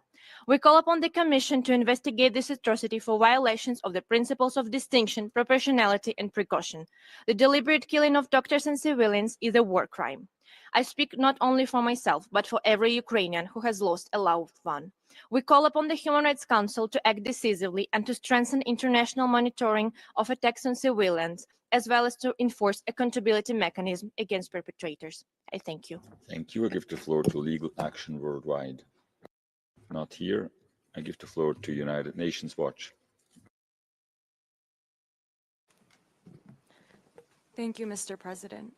United Nations Watch welcomes the Commission of Inquiry's update and is gravely concerned about human rights in Ukraine. Russia's relentless bombardment across Ukraine, deliberately targeting critical infrastructure and indiscriminately killing civilians, has escalated in both scale and brutality. Since this Council's last session, Ukraine has endured its deadliest month since Russia's invasion began, with 286 civilian deaths recorded in July. Only last Wednesday, Russia launched a drone attack in the Poltava region, killing 6 civilians and striking a gas station. The very next day, a wave of strikes hit substations powering Ukraine's national rail network, disrupting infrastructure essential for civilian life and the country's defense. Russia has waged this brutal offensive not alone, but with the backing of UN member states. The Islamic Republic of Iran has fueled Russia's war in Ukraine by supplying Shahed drones and transferring technology that enables Moscow to manufacture them domestically. North Korea is sustaining Russia's offensive by deploying an estimated 14,000 troops to Ukraine. Even children are not spared from Russia's aggression. Since 2022, more than 6,000 Ukrainian children have been taken to Russia and occupied Crimea, held in over 200 facilities where they are subjected to political indoctrination and, in many cases, military training. This council must speak out for these stolen children, protect Ukraine's civilians, defend its sovereignty, and ensure accountability for Russia and its supporters. Thank you, Mr. President. Thank you. I give the floor to International Federation for Human Rights Leagues. Mr. President, FIDH, OMCT, the Kharkiv Human Rights Protection Group, and the Center for Civil Liberties wish to thank the Commission of Inquiry for its important update, highlighting the extent of the international crimes committed by the Russian armed forces in Ukraine. We remain alarmed about the widespread arbitrary detention and severe ill treatment of civilians in the territories occupied by the Russian Federation, which might, in numerous cases, amount to the crimes against humanity of unlawful imprisonment, enforced disappearance, and torture. The Tribunal for Putin initiative has documented more than 1,000 cases of torture against formerly detained Ukrainian civilians, with thousands more remaining in Russian prisons. Additionally, hundreds of interviews conducted with released prisoners of war indicate that those detained by Russia endure severe torture, including beatings, electric shocks, fake executions by shooting. Human rights should be at the heart of any peace negotiations. We therefore urge all UN member states to call for the immediate release of all Ukrainian civilians detained by Russia, the repatriation of all prisoners of war, and the liberation of Russians repressed for supporting Ukraine. We also call on all UN member states to ensure justice by supporting all ongoing accountability efforts, including the investigations of the International Criminal Court, the Special Tribunal for the Crime of Aggression against Ukraine, and all ongoing investigations based on extraterritorial jurisdictions. Thank you. Thank you. I give the floor to Amnesty International. Mr. President, we thank the Commission of Inquiry for its update and ongoing work. Ukraine's civilians continue to pay a heavy price in the war. Children have been particularly affected both by direct attacks and by the destruction of housing, schools, and other civilian infrastructure, as have been numerous other civilians. In the occupied regions, children are compelled to study under Russian curriculum and exposed to indoctrination, while Ukrainian teachers are forced to work in schools and teach the curriculum or face threats and violence. Arbitrary arrests, enforced disappearances, torture, and other ill treatment in custody are widespread. In the context of Russia's wider attacks against the Ukrainian people, this amounts to crimes against humanity. Russia has also continued to suppress Ukrainian and Crimean Tatar identities and culture and sought to change demographics of the occupied territories. At the front line, reports of execution of prisoners of war by Russian military have been persistent. Numerous Ukrainian prisoners of war have faced torture and other ill treatment, enforced disappearance, prolonged incommunicado detention, and unlawful trial and imprisonment solely for taking part in hostilities. We reiterate our call on Russia to immediately end its war of aggression against Ukraine, its attacks on civilians and civilian objects, and its other serious violations of international humanitarian law. Commissioners, how can the international community ensure that all victims of the Russian war of aggression against Ukraine receive justice and have full and effective reparations? Thank you. Merci. C'était le dernier. Thank you. That was the last speaker on my list, and I will now give the floor to Mr. Eric Moss for his concluding remarks. You have 7 minutes.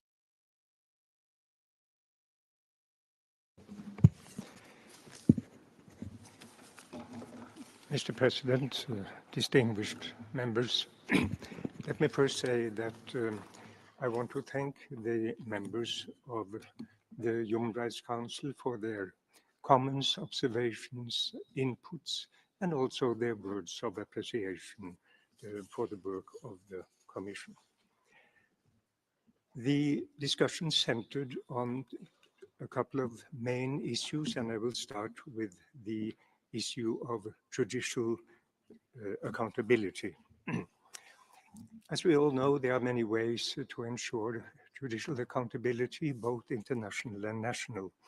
And starting at the international level, I just want to reiterate first that the Commission has always pointed out the importance of the international criminal courts, whose investigations are, of course, ongoing. And we have also noted the recent setting up of the Special Tribunal for the Crime of Aggression, and we are now following to what extent and in what time span it will be established on the ground practically. At the national level, we have just heard from the Ukrainian representative this morning that several hundred trials have related to war crimes and that they are underway, and also that many of them have resulted in convictions. It follows from the Commission's mandate that it shall collect evidence with a view to ensuring that the responsible are held accountable. And our Commission has been in contact with the ICC and with Ukrainian authorities. And we remain available to assist the Special Tribunal once it is established and other national authorities to ensure accountability relating to the conflict in Ukraine. And when I talk about the national authorities, I'm of course mainly referring to prosecuting authorities exercising extraterritorial jurisdiction.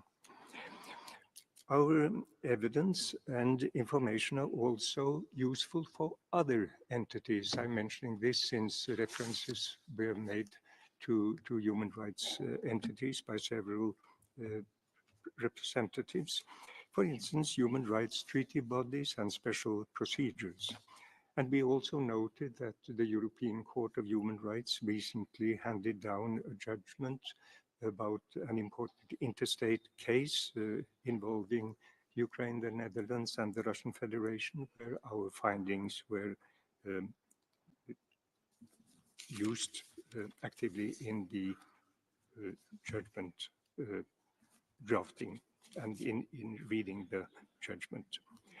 Turning now to the non-judicial accountability issue, we have always again stressed that aspect of the accountability discussion. We have previously recommended that Ukraine continue to comprehensively address mental health and psychosocial needs resulting from the armed conflicts by ensuring access to the relevant services. And in this context, we think that the international community can assist in providing financial and professional resources to support the national endeavor by Ukraine. And another important non-judicial accountability mechanism is the registry of damages for Ukraine, which is now collecting claims established in 2023. And we have noted that this registry has launched various categories of claims from individuals who have been most affected by the war, as well as claims related to the civilian infrastructure of Ukraine. And that can also be of a certain interest to the question raised. The issue of transfer and deportation of civilian was mentioned in our oral update. I'm only saying that this is something we are dealing with, and we will come back to it in our GA report. When it, as regards the issue of what can be done with respect to the rights of people in the occupied territories, this is, of course, a complicated matter, as the Commission has no access to these territories.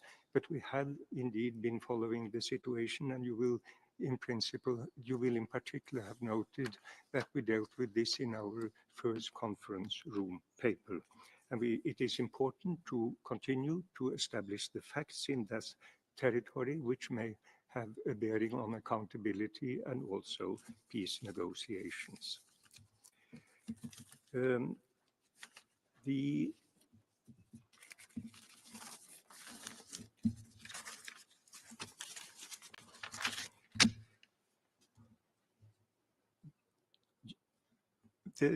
drone attacks was mentioned by one delegation and the rights impact on victims there. Let me simply at this stage say that we have now first had this CRP on drone attacks and the impact on the individuals. And this will also, as mentioned during this oral update, be an important part of the GA report, which we are going to deliver in October. Finally, let me stress on behalf of the Commission that it is always very inspirational to form part of this interactive dialogue with the members of the Commission. I want to thank you, Mr. President, distinguished representatives, for your interest. Our Commission is following this closely, even online now, and it serves as an inspiration for the work ahead. Thank you. Merci à vous. Cela nous permet de ce dialogue interactif. Thank you. This brings us to the end of this interactive dialogue, and I would like to thank the members of the Commission of Inquiry for taking part in this debate. Excellencies, we're a little bit behind schedule, so we'll move swiftly on to the interactive dialogue with the Independent International Fact-Finding Mission on the Bolivarian Republic of Venezuela.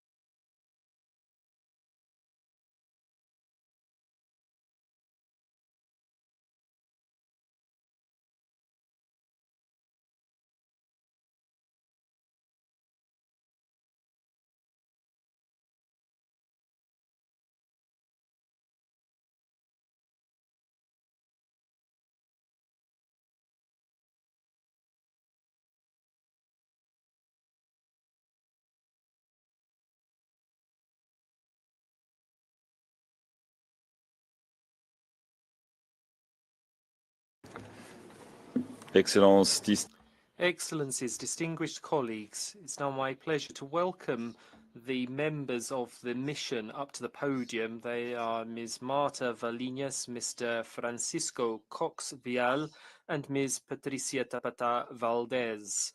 I would now like to give the floor to Ms. Valinas to introduce the report. The speakers' lists will close in 15 minutes. Madam, you have the floor. Thank you.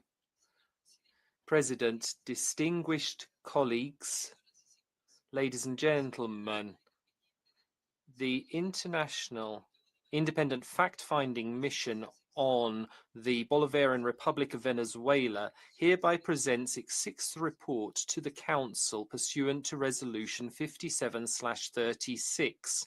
This report and the additional documentation covers the period between September 2024 and August of this year. A year ago, when the mission presented its previous report, Venezuela had just gone through some days of intense institutional violence. There were street protests at the results of the presidential elections, which were never published as it's supposed to be done under Venezuelan law. So the government activated its harshest methods of repression. The mission presented partial conclusions of an investigation which had been undertaken in just over a month. Today, despite limited resources, the mission is supplementing and confirming the initial conclusions based on 12 months investigation. As part of the conference room paper, we're presenting an annex with 19 illustrative cases. Furthermore, the mission will be publishing a report with detailed conclusions in the next few weeks on the liability of the Bolivarian National Guard in human rights violations and international crimes, which the mission has documented over the past few years. President, the mission has concluded that 25 people arbitrarily were killed between the 28th and 30th of July of last year. The prosecution service states there were 28 victims, 22 of which are the same ones as we found. The 6 additional people presented by the report did not lose their lives in the same electoral context, according to our investigations. The state has attributed deaths to the opposition through their activists, hired criminals or criminal gangs, and at the same time has cleared security forces from any implication. The mission's investigation, nevertheless, has not found any evidence to suppose that the opposition would be involved in the death of protesters. On the other hand, we found reasonable grounds to believe that security forces were involved in the incidents leading to the deaths. We've investigated 14 of the 25 deaths and concluded that 12 were 12 involved members of the security forces. For example, security forces and military officers took part in breaking up the protest in Maracay, Aragua state, on the 29th of July last year, and we have reasonable grounds to believe that they were involved in arbitrary killing of 6 protesters.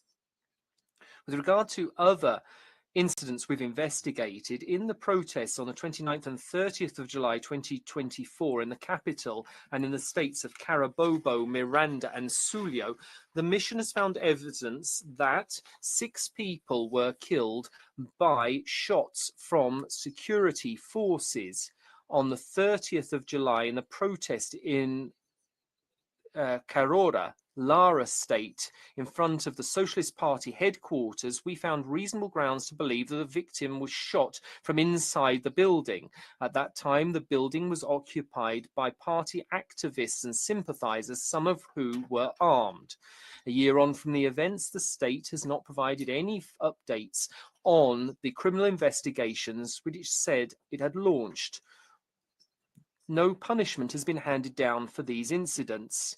In addition to the 25 deaths, a further 5 who had been detained following the 2024 electoral crisis died in state custody. The mission investigated 3 cases in which they died because they didn't have timely and effective access to health care, which is arbitrary deprivation of life attributable to the state. In both cases, these people suffered cruel, inhuman or degrading treatment. Prison managers, the prosecution service, the Ombudsman's office and Public Defender's office had been informed in a timely fashion on many occasions that these people were suffering and had medical issues, but they did not respond with due diligence to protect their lives. The other 2 people, according to the authorities, died by hanging in Tocoron and Tucuyito prisons. One of them, one day after having spent 15 days in solitary confinement. In addition, the mission has identified that 3 people detained following the elections in 2024 died after having been released because their health conditions deteriorated while they were in detention. The authorities have not provided the victims' families with the autopsy reports. They're not allowed to make public statements about the cases, and public vigils and funerals have been prohibited. President, as mentioned during the oral update in March, state repression was stepped up during the electoral crisis in 2024 and has continued this year. There has been politically motivated repression and persecution. This was particularly severe during the presidential inauguration in January and the elections held in May through mass detentions, many of them under the well-known argument of foiling national and international plots against the government. According to the prosecution service, 2006 out of the 2,220 persons detained in the post-election protests and Tuntun operation were released in March of this year. These, the people who are still in detention have had swiftly fabricated charges of terrorism and incitement to hatred brought against them. And this is because the temporary detention centres no longer have the capacity to hold more detainees. There are alarming patterns. In over 30 cases, we have reasonable grounds to believe that the authorities consciously kept people in incommunicado detention because they are political opponents. And prolonged incommunication is torture or cruel, inhuman or degrading treatment according to international standards. We have found that at least 2,000 people have been detained since 200 people have been detained since the end of August. And in the first half of September, a further 14 were detained. Being against the government, we have documented 84 foreign citizens from 29 states. 12 of those states taking part in the council have been, the nationals have been arrested. A further 10 foreign citizens have been arrested after we closed our report from 2 new nationalities. All of them are still in detention and most of them subject to strict incommunicado detention. We've documented the release of 19 foreign nationals, mainly US citizens. Most were released as part of negotiations between Venezuela and the United States, with El Salvador taking part on one occasion. Persons who have been released, diplomatic sources and others have informed us that detainees do not have access to consular assistant.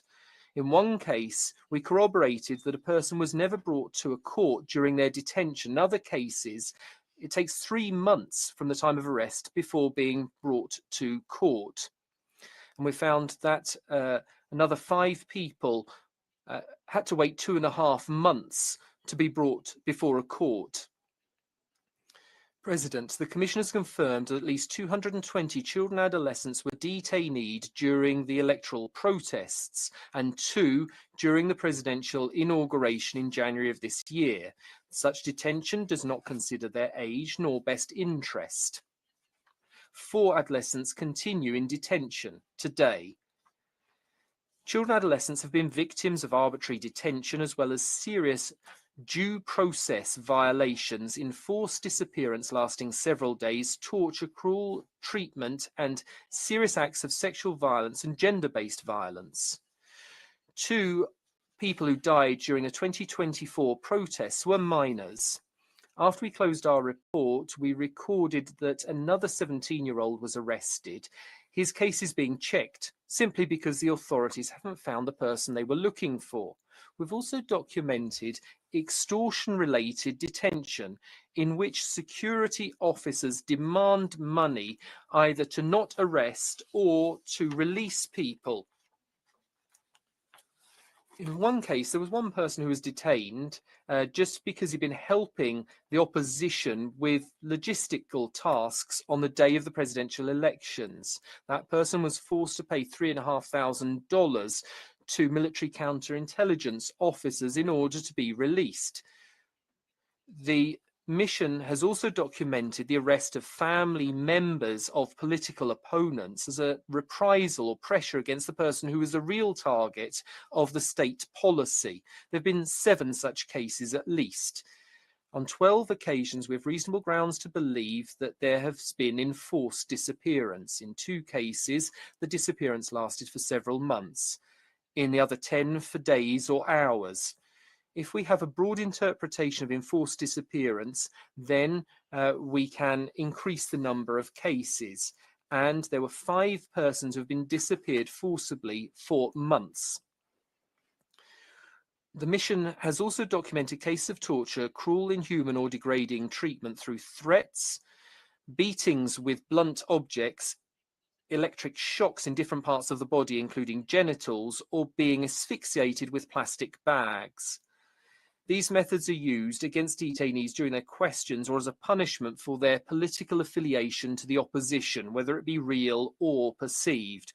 We've also documented other forms of punishment in detention centres, which is torture or cruel, inhuman or degrading treatment, such as being locked in isolation cells. Sometimes they're only 1 metre squared. In other cases, people have been strung up by their wrists and beaten. Detention conditions in Tokoron, Tokuyito, Rodeo 1 and Chrysalida prisons are tantamount to cruel, inhuman or degrading treatment. The mission expresses its concern about the health conditions of detainees, particularly in line of deaths during state custody. In the same detention centres, we've documented cases of sexual violence and gender-based violence against detainees or their family members when visiting them. Most victims are young women or adolescent girls, but they also include men and LGBT community members. We've documented acts such as coerced transactional sex, invasive searches with forced stripping, and acts which could constitute forced prostitution.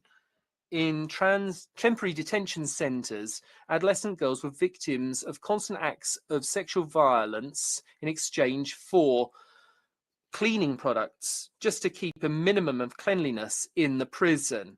Access to food brought by family members or phone calls is also subject to coerced sexual acts. Victims continue to suffer the consequences of the acts after they've been released, whilst perpetrators remain in their positions with total impunity. President, during the period under investigation, the NGO Funding Act and the Simon Bolivar Act have been enacted. The law against fascism is still awaiting adoption. These laws restrict funding and the rights and freedoms, so there is an increase in repression, criminalization, and a breakdown of the NGO fabric. A number of civil society organizations have had to limit or close down their operations. Others work outside Venezuela. The effects of this oppressive environment affects those who benefit from the work of human rights defenders and the defenders themselves.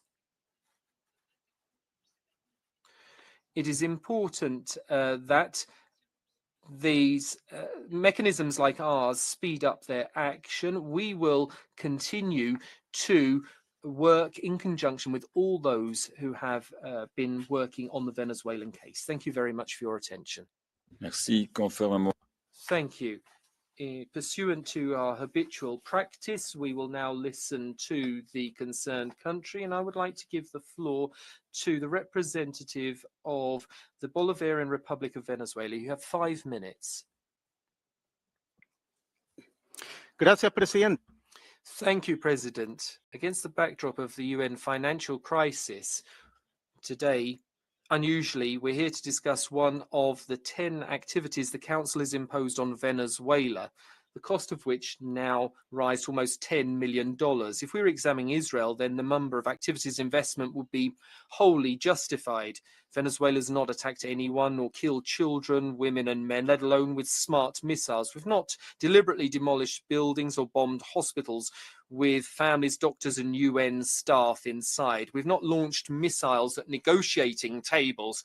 However, it's Venezuela the Council intends to single out, and let us be clear, under the influence of the US and its European satellites. President, the severe human rights crisis faced by today's world demands consistency. The Council cannot send contradictory messages on human rights as it's doing.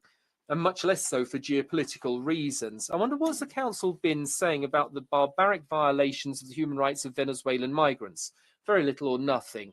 Similarly, the inaction and silence on Gaza have led the peoples of the world, who are now outraged, to ask themselves, what's the purpose of the UN? What's the purpose of the Human Rights Council? President, the genocide in Palestine has shown that there's an attempt to impose the irrelevance of international law. There's the cowardice of those who have a responsibility to act but do not. And that's being rewarded. And there's been rewards, weapons and funding shamelessly accepted in exchange for complicity. There's the hypocrisy and audacity of those who claim to defend freedom, democracy and human rights, but who veto resolutions for peace.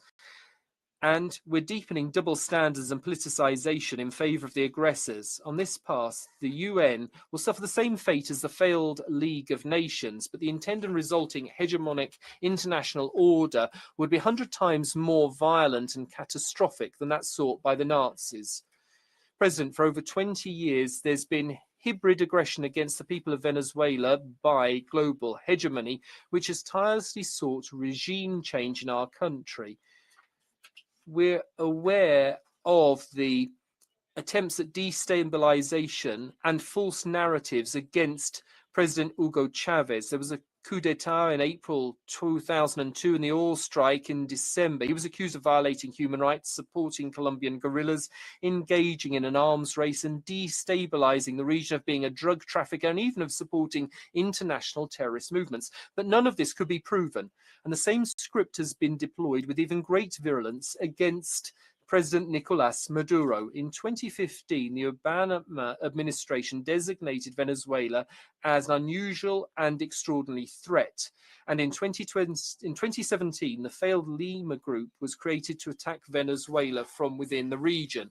In 2019, an attempt was made to establish a parallel government as a basis for another attempt to alter the political regime. It's this framework of external interference that led to this irritating mission being created. Is there any doubt that it's something to do with human rights, but instead with regime change in Venezuela? It delegitimizes the existence of a null and impractical mission, but its novel performance discredits itself on its own. It cites dubious sources, it uses fabricated or unverified testimonies, it employs statistics without methodological rigor, it's proven political motivation. It's not set foot, nor will it ever set foot on Venezuelan territory. As a nation, we sincerely believe in human rights and uphold them in accordance with our constitutions and national laws, but will not lend ourselves to validating such a parody. President, we once again denounce before the Council the attempt to implement the old plan to change the Venezuelan political regime, to threaten our people with the use of force in flagrant violation of international law, to intimidate us with a war in the region in contravention of the 2014 declaration of Latin America and the Caribbean as a zone of peace, which was reaffirmed in a communique issued on September the 4th. President, Venezuela has deployed all its diplomatic capabilities, Bolivarian diplomacy for peace, to prevent armed conflict in the Latin American and Caribbean region. And at the same time, the people of Venezuela, faithful to their historical tradition, will defend their territory and their oil wealth with all available means if an unjustified aggression is imposed on us that we do not want, that we do not promote, but that we are prepared to face with the dignity of a people who liberated America. Thank you very much, President.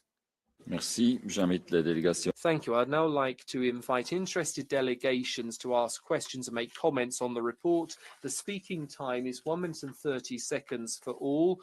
The speakers list has now closed, and I would like to begin by giving the floor to the distinguished representative of Norway on behalf of a group of countries. Thank you, Mr. President. I have the honor to speak on behalf of the Nordic Baltic states.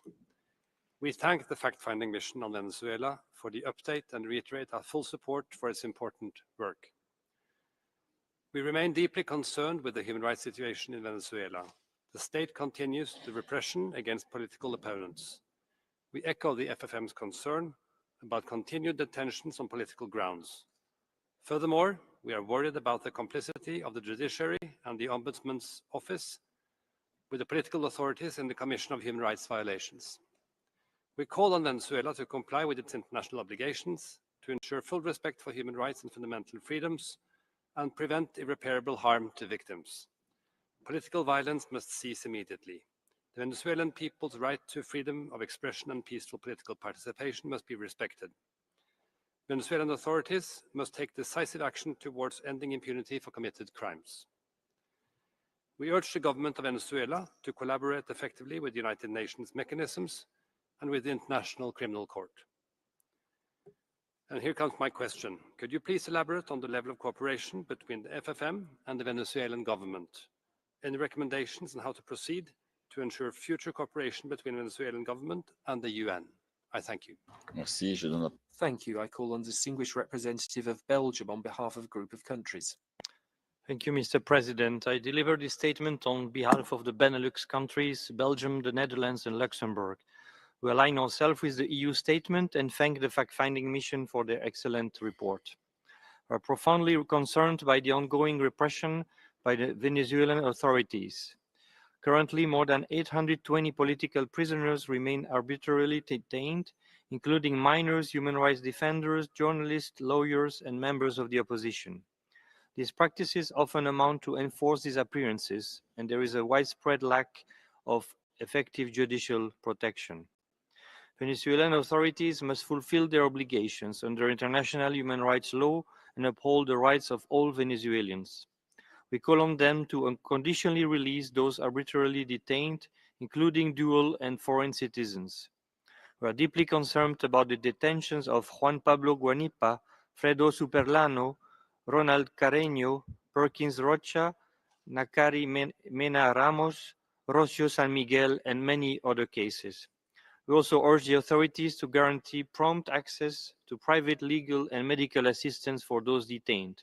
Mrs. Valinas, what is your assessment of the revolving door effect, where political prisoners are released, but new detentions occur simultaneously as a tactic to intimidate civil society and human rights defenders? I thank you.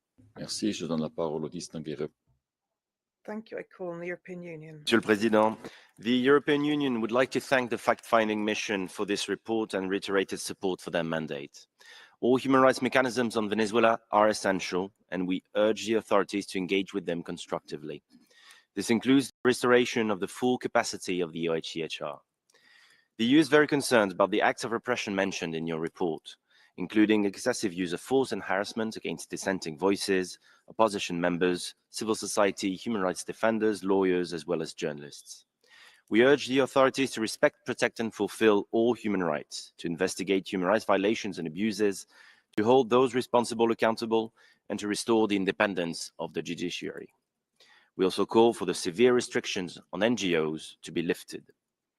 The EU expresses deep concern about reports of torture and other forms of ill treatment against detainees, including sexual and gender-based violence, and demands the immediate and unconditional release of all those arbitrarily detained, including dual and foreign citizens, and the end of enforced disappearances. Together with partners, the EU aims to foster Venezuelan-led dialogue towards a peaceful and democratic solution. Ms. Valinas, what should be the top priority of the international community to find a solution to the protracted crisis in Venezuela? I thank you. Merci. Je donne la parole. Thank you. I call on Zimbabwe. Thank you, Mr. President. I have the honor to speak on behalf of a group of friends in defense of the United Nations Charter. The full statement will be posted on Extranet. We reiterate our categorical rejection of double standards and the politicization of human rights. We express our serious concern about the continued and increasing proliferation of reports on Venezuela without the consent of the concerned state. We reaffirm our strong condemnation of the sustained and increasing application of unilateral coercive measures for political purposes, which dramatically impact the human rights of the Venezuelan population. Moreover, the group echoes the deep concern of a large number of states from the Latin America and Caribbean regarding the recent deployment of US military forces to that region, including assets with nuclear capability, in a direct escalation of hostile actions and threats against Venezuela. We reiterate our condemnation and categorical rejection of the threat of use of force against the sovereignty, territorial integrity, and political independence of Venezuela. The group reaffirms its unwavering solidarity with the people and government of Venezuela and urges the government of the United States of America to de-escalate its actions and rhetoric in Latin America and the Caribbean region, including against Venezuela, and to respect its obligations under international law scrupulously. I thank you, Mr. President. Merci. Je donne la parole au distingué. Thank you. I call on Argentina. Intervengo en nombre de Canadá, Chile. Thank you. On behalf of Canada, Chile, Ecuador, Guatemala, Paraguay, and my country, Argentina, we thank the fact-finding mission for this report. We reiterate our concerns over Venezuela's ongoing repression of real or perceived dissent. Since the 2024 presidential election, opposition members, human rights defenders, journalists, and others expressing dissent have faced persecution and arbitrary detention, often amounting to enforced disappearance. Detaining people is designed to spread fear. It must end. We call for the immediate unconditional release of all arbitrarily detained persons. We condemn Venezuela's attempts to restrict civic space. Several NGOs have been forced to cease operations or relocate abroad because of harassment and unfeasible requirements. We urge Venezuela to cooperate fully with the OHCHR and the fact-finding mission and grant them immediate unfettered access to the entire country. Finally, we strongly condemn the practice of arbitrarily detaining foreign nationals and holding them in prolonged incommunicado detention, which often amounts to enforced disappearance. In this regard, could the mission elaborate on how the detention of foreign nationals fits into the broader patterns of repression it has documented, and what accountability avenues exist in such cases? Thank you. Merci. Je donne la parole. Thank you. I call on Chile. Thank you, President. Chile thanks the FFM for presenting its rigorous report. We note the ongoing state repression in Venezuela. The conclusions are alarming. They confirm a state policy which seeks to silence and cancel out the opposition. It documents how the 2024 elections, whose results Chile and most of the international community do not recognize, have killed 25 people and over 2,000 people were imprisoned, including at least 200 children and young people.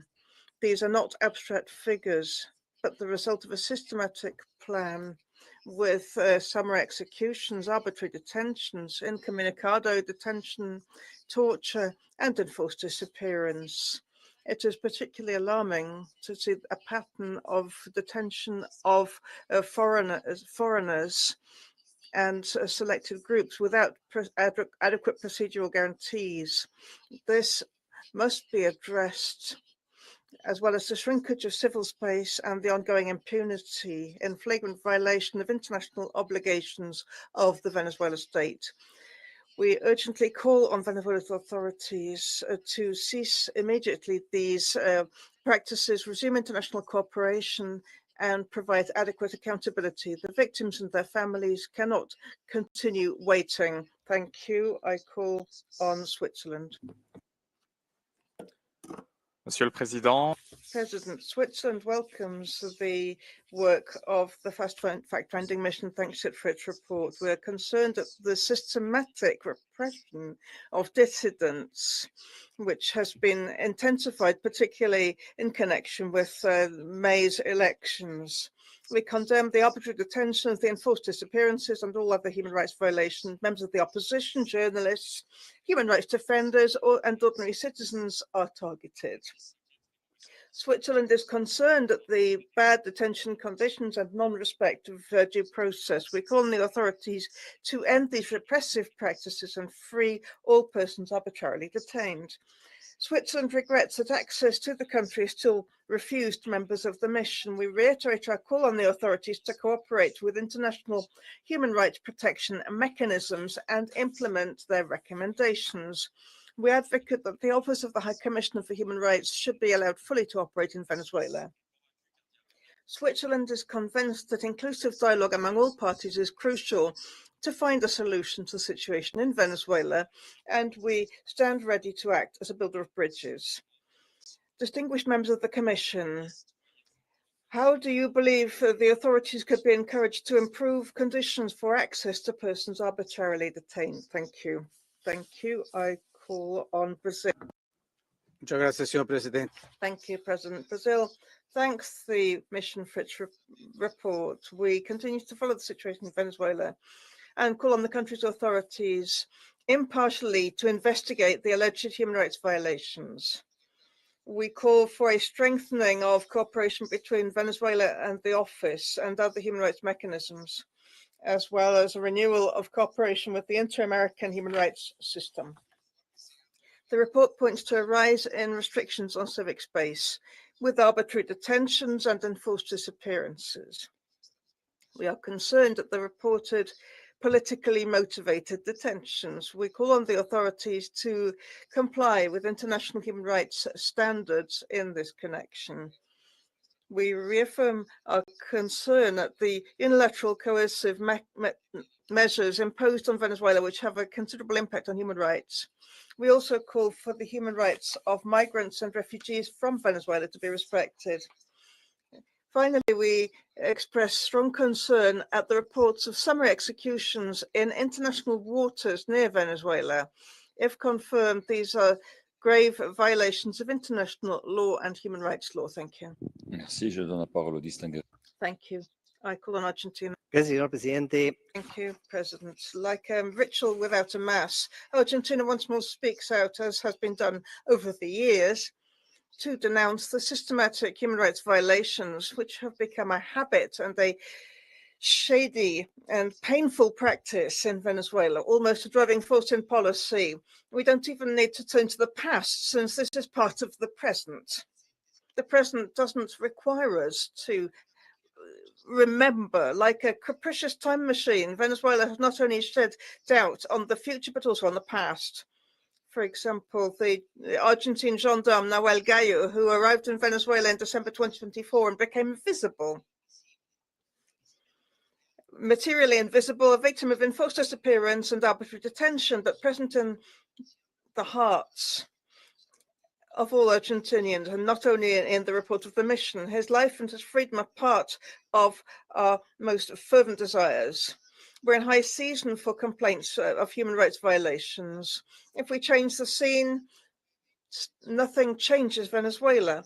The situation seems just to repeat itself, and yet we continue to hope, almost naively, that it'll listen to us and have a bit more humanity, that it'll think about its own people, a people that all of Latin America cares about more than they cared about in their own land. We also hope that Venezuela may rapidly catch a marvelous virus, that of democracy and freedom. Thank you.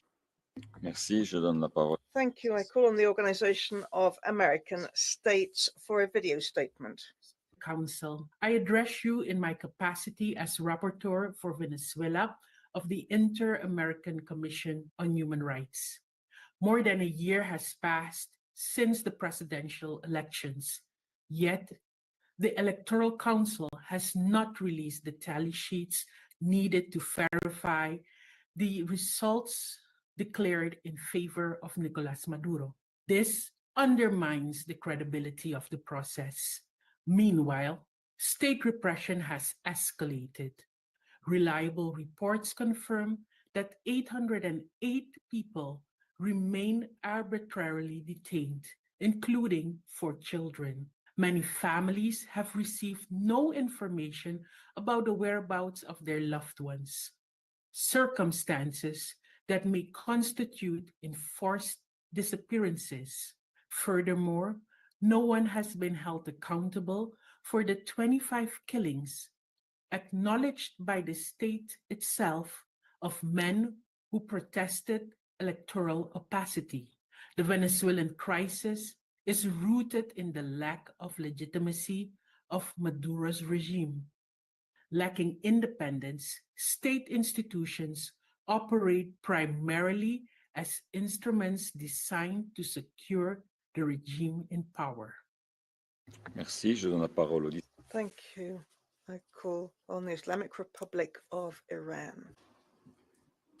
Mr. President, the Human Rights Council is once again examining the report of a mechanism established without observing the principles set out in its founding resolutions.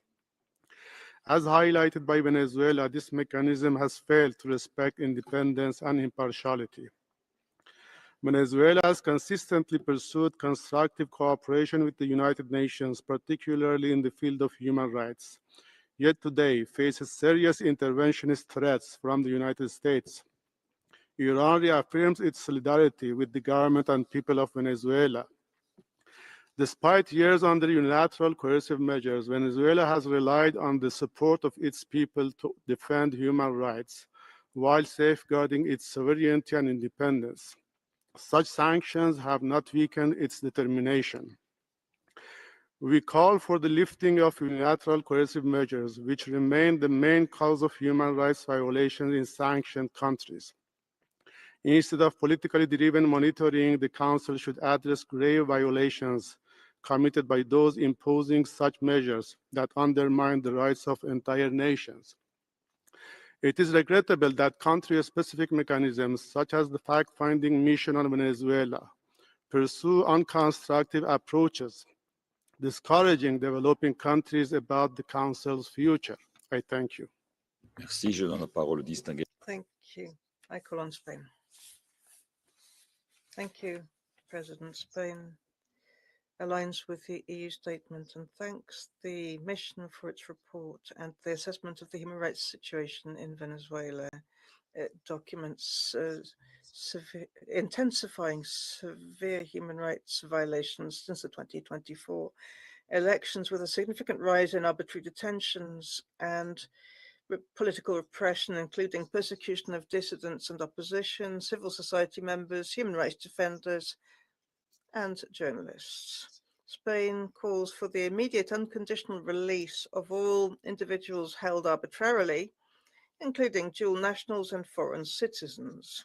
Spain has 4 nationals detained and 16 dual nationals detained arbitrarily in Venezuela, who cannot obtain the due consular assistance. We call for an end to the enforced disappearances and the ending of all practices of the practice of torture and inhuman or degrading treatment, including sexual and gender-based violence. Spain joins its voice to the call by the mission to end the state practice of isolating opposition members detained and denounces the grave lack of judicial guarantees. Our question is what mechanisms for reparation and justice to victims of disappearances, torture, cruel and human degrading treatment and arbitrary detention in Venezuela currently have. Thank you. Merci. Je donne la parole au distingué. Thank you. I call on Portugal. Thank you, Mr. President. Portugal reiterates its unwavering support for the fact-finding mission and thanks Mrs. Valinhas for her update. We call on the Venezuelan authorities to cooperate with all human rights mechanisms and to restore the OHCR presence in Caracas with full operational capacity and unrestricted access across the country. We remain deeply concerned by persistent reports of arbitrary arrests, ill treatment of detainees, including sexual and gender-based violence and enforced disappearances. We call for the immediate and unconditional release of all individuals arbitrarily detained, including dual and foreign citizens. We are alarmed by the suppression of political opposition and the targeting of journalists, media workers, and human rights defenders. Finally, the ongoing funding gaps affecting UN agencies and programs, as well as NGOs, pose further risks for civil society and the human rights defenders. Senora Valinhas, like Norway, I would like to ask what is the mission's assessment of the Venezuelan state's response to previous recommendations from this council and the fact-finding mission? I thank you very much. Merci. Je donne la parole au distingué. Thank you. I call on Paraguay. Thank you, President. We welcome the fact-finding mission's report and its efforts to carry out the mandate despite the limits and obstacles. It is regrettable that we have to reiterate that the human rights situation in Venezuela has got worse after the elections of 2024, as pointed to by the High Commissioner. The reports show the systematic patterns of human rights violations. We are concerned that these repressive mechanisms have been intensified as habitual practice against dissidents and indeed foreigners held for political motives, as well as the alarming situation in prisons, the rise in deaths in custody, the deprivation and lack of medical attention for prisoners with severe illnesses. The international community has committed to protecting and promoting respect for human rights throughout the world, and thus my delegation reiterates its call on Venezuela's authorities to respect standards and commitments for human rights and ensure democracy and the will of the Venezuelan people. Thank you. Merci. Je donne la parole au Thank you. I call on Peru. Thank you, President. We thank the fact-finding mission for the report. Peru once more expresses grave concern at the alarming levels of repression and harassment against the opposition and their families, dissidents, with enforced disappearances, restrictions on peaceful assembly, persecution of journalists and human rights defenders. We're also concerned at the lack of due process and undue restriction on civic and democratic space. We reject the arbitrary detentions of two Peruvian citizens by Venezuela's authorities since 2024, unlawfully detained. We call on Venezuela's authorities to respect their rights and provide information on them. Peru, like other states in the region, remains committed to efforts to a genuinely Venezuelan solution with peace, well-being, democracy, and the rule of law, justice and development for the people of Venezuela. Thank you. Merci. Je donne la... Thank you. I call on Georgia. Thank you, Mr. President. And we thank the Independent International Fact-Finding Mission for the latest updates on the human rights situation in Venezuela. We're appalled by the reported deaths caused by repressions, and we continue to be alarmed over recent documented cases of the detention of family members of political leaders or activists under persecution. My delegation remains deeply concerned with the findings of the report, which show that policies of silencing and quashing opponents by any means necessary continue to be implemented by those in control of the situation in the country. Report also states that there is a reasonable ground to implicate persons representing the justice system in playing a crucial role in suppression of opponents. Furthermore, it is also alarming that they learned how to adopt repressive policies in accordance with the level of political tension. Since 2020, the fact-finding mission has communicated over 100 recommendations related to the bringing justice to the victims of political oppression and aimed at alleviating a dire human rights situation. Since they're not fulfilled up to this day, we call on Maduro to comply with the aforesaid recommendations and stop the gross violations of human rights. In conclusion, Georgia reiterates its support to Venezuelan people in their peaceful pursuit of democracy. Thank you. Merci. Je donne la parole. Thank you. I call on Eritrea. Thank you, Mr. President. The people of Venezuela have endured years of hardship, economic pressure, political interference, and repeated attempts to undermine their sovereignty. Yet, instead of recognizing their resilience and progress, some council members' selective and confrontational approach undermines genuine dialogue and has once again brought us to this discussion. Despite facing an unjust campaign of economic warfare, Venezuela has continued to strengthening its institutions, advancing social justice, and upholding human rights. We reject any form of interference in Venezuela's internal affairs, including the disregard for its institutions and attempts to undermine the sovereignty and political independence of the Venezuelan people. We are equally concerned about the treatment of Venezuelan migrants who must be guaranteed due process and full respect for human rights. Finally, Mr. President, we reject the recent military escalation in the region, which poses a direct threat to Venezuela's sovereignty and stability. We call for a cease to all hostile actions and reiterate our solidarity with Venezuela in defending their sovereignty, self-determination, and fairness within the UN system. I thank you. Merci. Je donne la parole à la liste. Thank you. I call on Sri Lanka. Mr. President, Sri Lanka's position on country-specific initiatives is that without the consent of the country concerned, they are unproductive and are not able to contribute any substantive manner to the promotion and protection of human rights in the concerned country.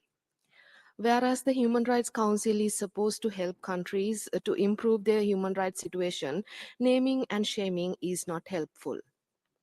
Venezuela has consistently engaged with the OSCHR and its regular human rights mechanisms.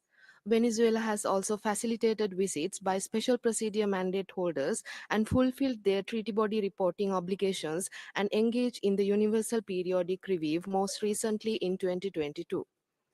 This council should adhere to its founding principles of universality, impartiality, objectivity, and non-selectivity, and be guided by constructive international dialogue and cooperation. Furthermore, cooperation with the United Nations system must always be governed by respect for the sovereignty and non-interference in the internal affairs of states as per the UN Charter. Therefore, Sri Lanka urges the Council to engage with the government of Venezuela objectively with a view to safeguarding the human rights of the Venezuelan people, including their right to development. Thank you. Merci. Je donne la parole à la distinguée. Thank you. I call on the Lao People's Democratic Republic. Mr. President, my delegations take note the fact-finding commission's updated information. The LAPDR commends the Bolivarian Republic of Venezuela for the commitment towards fulfilling the international human rights obligations and the continued cooperation with the Council and the mechanisms, including facilitate visits by the special procedure mandate holder. My delegation reiterates that country-specific mandates without the consent of the concerned countries are ineffective and do not contribute to any substantive outcome for the promotion and protection of human rights in any country. Finally, the Lao PDR calls upon the Council to fulfill its mandate to promote and protect human rights based on constructive dialogue and genius cooperation in line with national priority of the country in question and guided by the principle of universality, impartiality, non-selectivity, respect for sovereignty, and non-interference inside in the UN Charter. I thank you, Mr. President. Merci. Je donne la parole au distingué. Thank you. I call on the Russian Federation. Благодарю вас, господин. Thank you, President. Russia continues consistently to call for an objective, impartial, non-politicized work in the Human Rights Council. We are categorically against the use of this United Nations human rights body for political pressure on Venezuela. At the same time, we call for a focus on the achievements of Venezuela's leadership in upholding its citizens' rights and freedoms, the free choice made by the people in the elections with participation by opposition representatives. The authorities consistently work to develop civil society institutions, improve the legislation, and improve the judicial system. A key challenge to stability in Venezuela is a foreign directed activity of radicals using terror methods. A serious threat to human rights in the country is the external pressure in the form of unlawful unilateral coercive measures. Over 1,000 limitations have been imposed on Caracas with direct humanitarian effect. The greater the sanctions pressure, the worse the situation of Venezuela's citizens and the bigger the migration flows, as well as hindrance of its human rights protection potential, which is what deserves to be fostered. Thank you. Merci. Je donne la parole au distingué. Thank you. I call on Zimbabwe. Mr. President, Zimbabwe commends the Bolivarian Republic of Venezuela for its commitment towards fulfilling its international human rights obligations and continued cooperation with the Council and its mechanisms. It is regrettable that some of these positive efforts continue to be undermined by the imposition of country-specific mandates that lead to duplicity, politicization, and selectivity within the Council. We deplore the establishment and continuation of the fact-finding mission without the consent of the government of Venezuela. The move is counterproductive in terms of encouraging and supporting the country to meet more effectively its human rights obligations. We urge Council to engage Venezuela through genuine and constructive dialogue and cooperation that uphold the principles of sovereignty and non-interference in its internal affairs. Zimbabwe condemns the imposition of UCMs on Venezuela and reiterates our call for their lifting on Venezuela and all targeted countries as a critical step towards the improvement of the lives and well-being of citizens. I thank you, Mr. President. Merci, je donne la parole. Thank you. I call on Mozambique. Mozambique welcomes the report of the Independent International Fact-Finding Mission on Venezuela. We wish to reaffirm Mozambique's unwavering commitment to the principles of the United Nations Charter and the foundational principles of the Human Rights Council. Mozambique emphasizes that the promotion and protection of human rights must be pursued in a manner that respects the sovereignty, independence, and territorial integrity of states, while ensuring that international mechanisms remain impartial and non-politicized.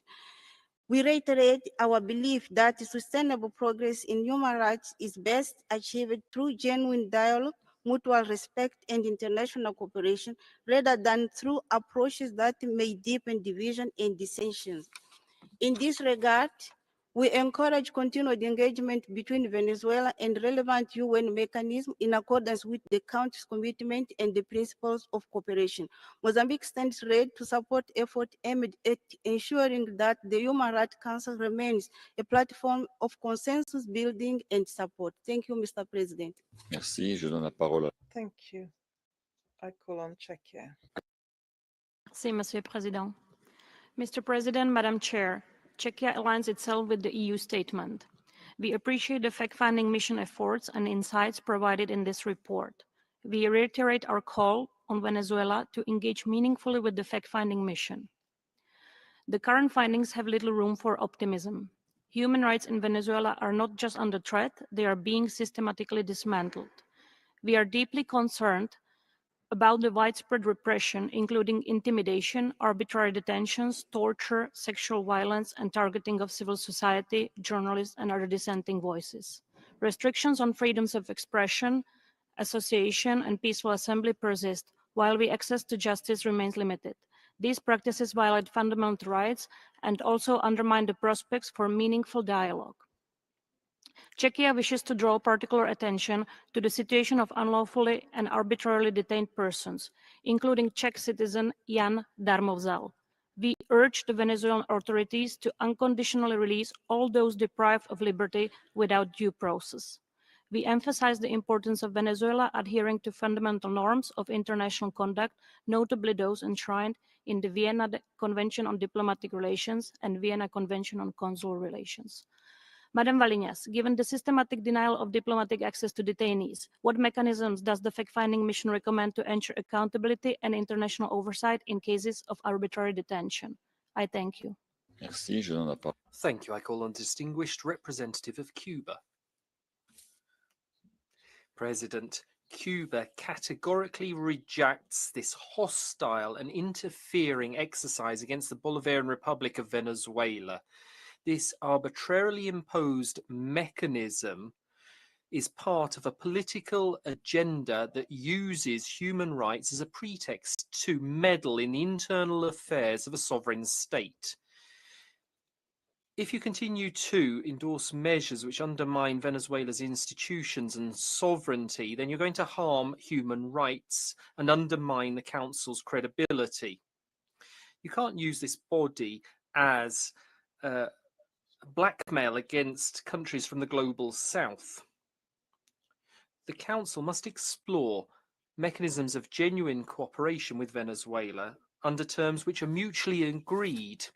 If you want to contribute to defending human rights in Venezuela, then the inhuman and illegal unilateral coercive measures imposed on the Venezuelan people must be lifted immediately. We reiterate our solidarity with the Venezuelan government and people in view of the US government's escalation to justify military aggression against Venezuela, which is against international law and the UN Charter. We urge the international community to stop the aggression and preserve Latin America and the Caribbean as a zone of peace. Thank you. Je donne la parole à... Thank you. I call on the distinguished representative of Austria. Thank you, Mr. President. Austria aligns with the EU statement and welcomes the report by the fact-finding mission. We fully support the mission's important work in documenting human rights violations in Venezuela. We are deeply concerned about the repression and harassment against dissenting voices, members of the opposition, civil society, human rights defenders, journalists and other media workers, as well as the lawyers.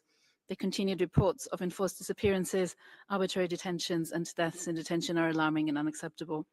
Austria calls on the Venezuelan government to seize all forms of repression of the civic and democratic space, including the censorship of independent media, as well as to immediately release all political prisoners and arbitrarily detained, including dual and foreign citizens. We further reiterate our call to take immediate steps to effectively end and prevent acts of torture and ill treatment during detention and to ensure access to adequate medical care for everyone in detention. We reiterate our call on the Venezuelan government to restore the cooperation with OHCHR and to grant access to international human rights mechanisms. Madam Chair, could you elaborate on the state of civic space in Venezuela and what are your recommendations to address this? Thank you. Merci, je donne la... Thank you. I call on distinguished representative of Ukraine. Mr. President, Ukraine thanks the Independent International Fact-Finding Mission for its report, which documents grave and systematic human rights violations in Venezuela. We are deeply concerned that serious abuses remain widespread and systematic, reflecting governance practices that erode fundamental rights and freedoms. The 2024 presidential elections, marked by irregularities and intimidation, were followed by mass arbitrary detentions, enforced disappearances, and repression of political opponents, journalists, and human rights defenders. The mission's findings of torture, including sexual and gender-based violence, as well as excessive force leading to extrajudicial killings, point to a deliberate state policy of silencing dissent. The absence of judicial independence and the climate of impunity further entrench authoritarian rule. Ukraine deplores Venezuela's continued attempts to justify Russia's war of aggression against Ukraine, including the deliberate targeting of civilians.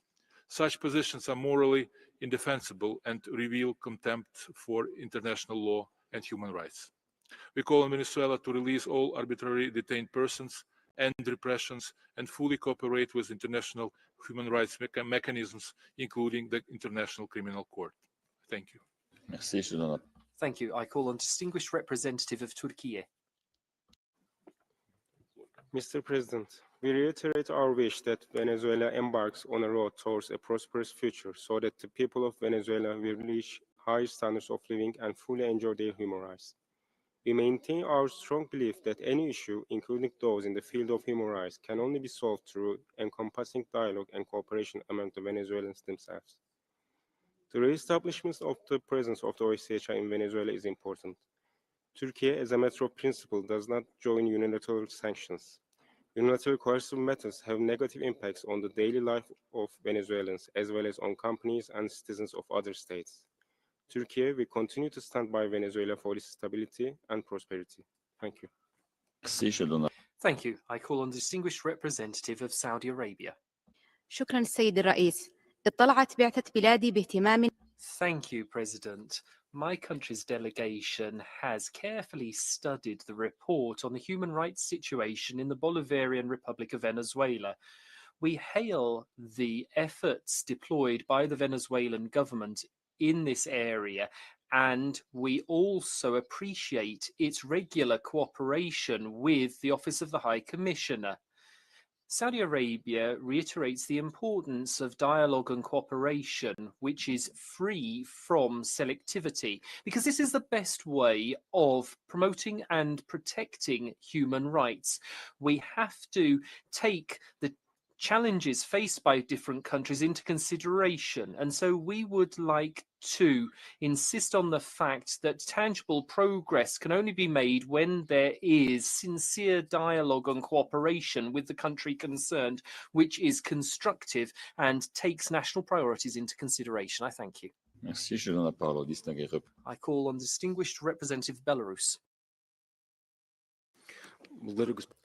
Thank you, President. The fact-finding mission in Venezuela, established without the agreement of its government, continues to show a biased approach to its work, using clearly one-sided and arbitrarily selected sources. Such mechanisms, by nature, cannot be objective and do not help international cooperation on human rights. Currently, the international situation in the Caribbean and Latin America is one of extreme tension. Belarus condemns any aggressive acts motivated by unfounded and politically motivated accusations against sovereign states, including Venezuela. In international relations, it is crucial strictly to comply with the UN Charter above all the principles of non-use of force or threat of use of force, and any disputes must be settled peacefully through dialogue without armed force and political or sanctions pressure. Venezuela confirms its solidarity with the people of Venezuela and its support to the lawfully elected government in efforts to protect sovereignty and independence. We call on the human rights system to stop the pressure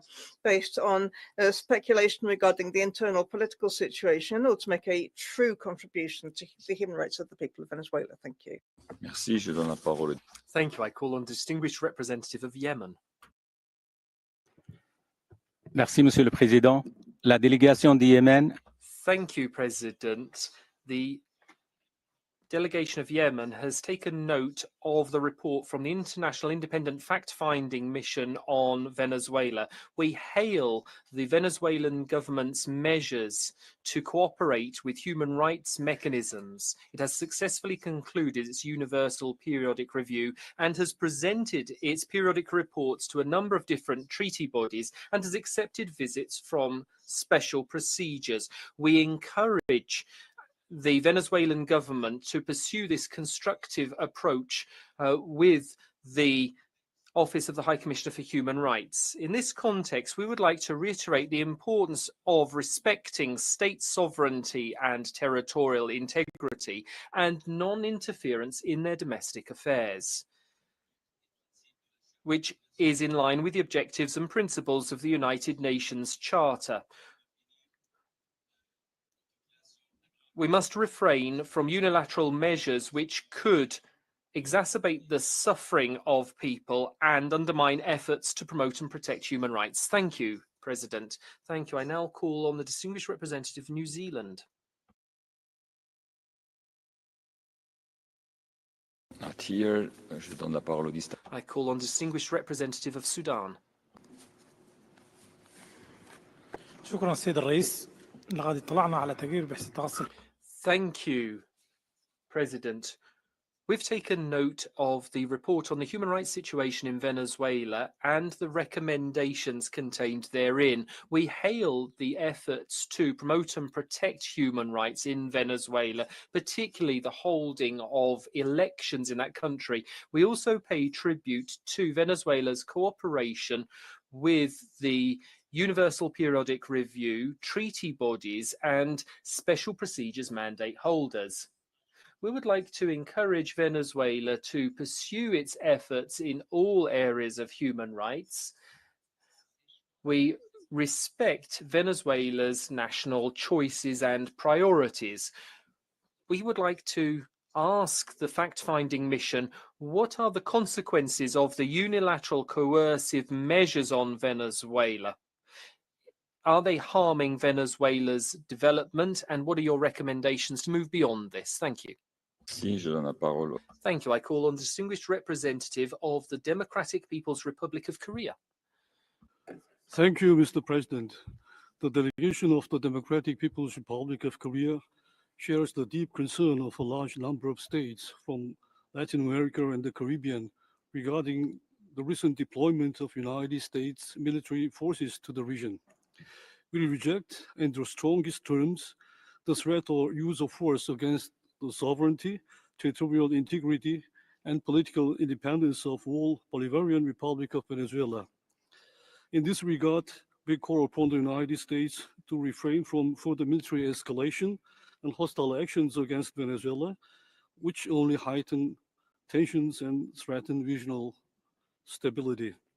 Such actions are in flagrant violation of the principles of the UN Charter, including the sovereign equality of states, the prohibition of the threat and use of force, and the principles of non-interference.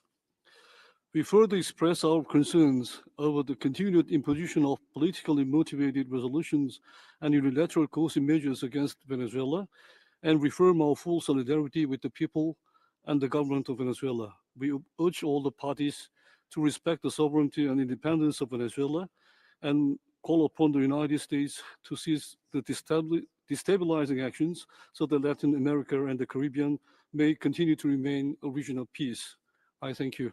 Merci, je donne la parole. Thank you. I call on the distinguished representative of Poland. Mr. President, Poland aligns itself with the EU statement. Poland thanks the International Independent Fact-Finding Mission on Venezuela for presenting the report. We highly appreciate work of the all UN-mandated bodies focused on the protecting human rights and fundamental freedoms, combating violence and restoring democracy in the country. We remain deeply concerned by the findings of the report, in particular by the scale of persecution of the human rights defenders, activities, and independent voices. Poland urged the authorities of the Bolivarian Republic of Venezuela to take immediate measures to halt, remedy, and prevent all human rights violations in the country. We echo EU's calls on the Venezuelan government to cooperate actively and genuinely with United Nations human rights protection bodies and mechanisms, including the Human Rights Council and the Office of the UN High Commissioner for Human Rights. I thank you. Merci, je donne. Thank you. I call on distinguished representative of Burundi. President, we've taken note of the report. Burundi remains convinced that all nations strive to improve the human rights situation, and thus the basis for this must be constructive cooperation, inclusive dialogue between states. With this in mind, country-specific mandates without the consent of the concerned country violate the universal principles enshrined in the UN Charter. Regrettably, this leads to politicization of the Council's work.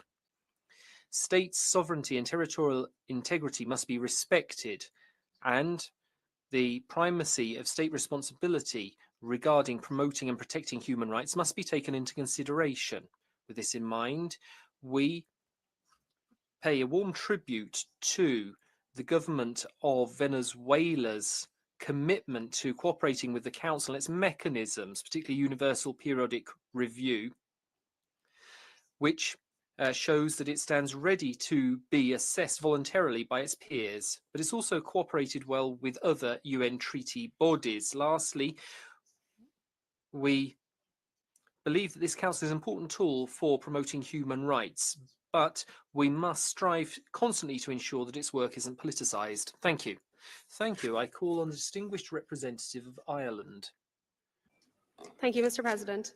Ireland aligns with the EU statement and would like to thank the fact-finding mission for its report.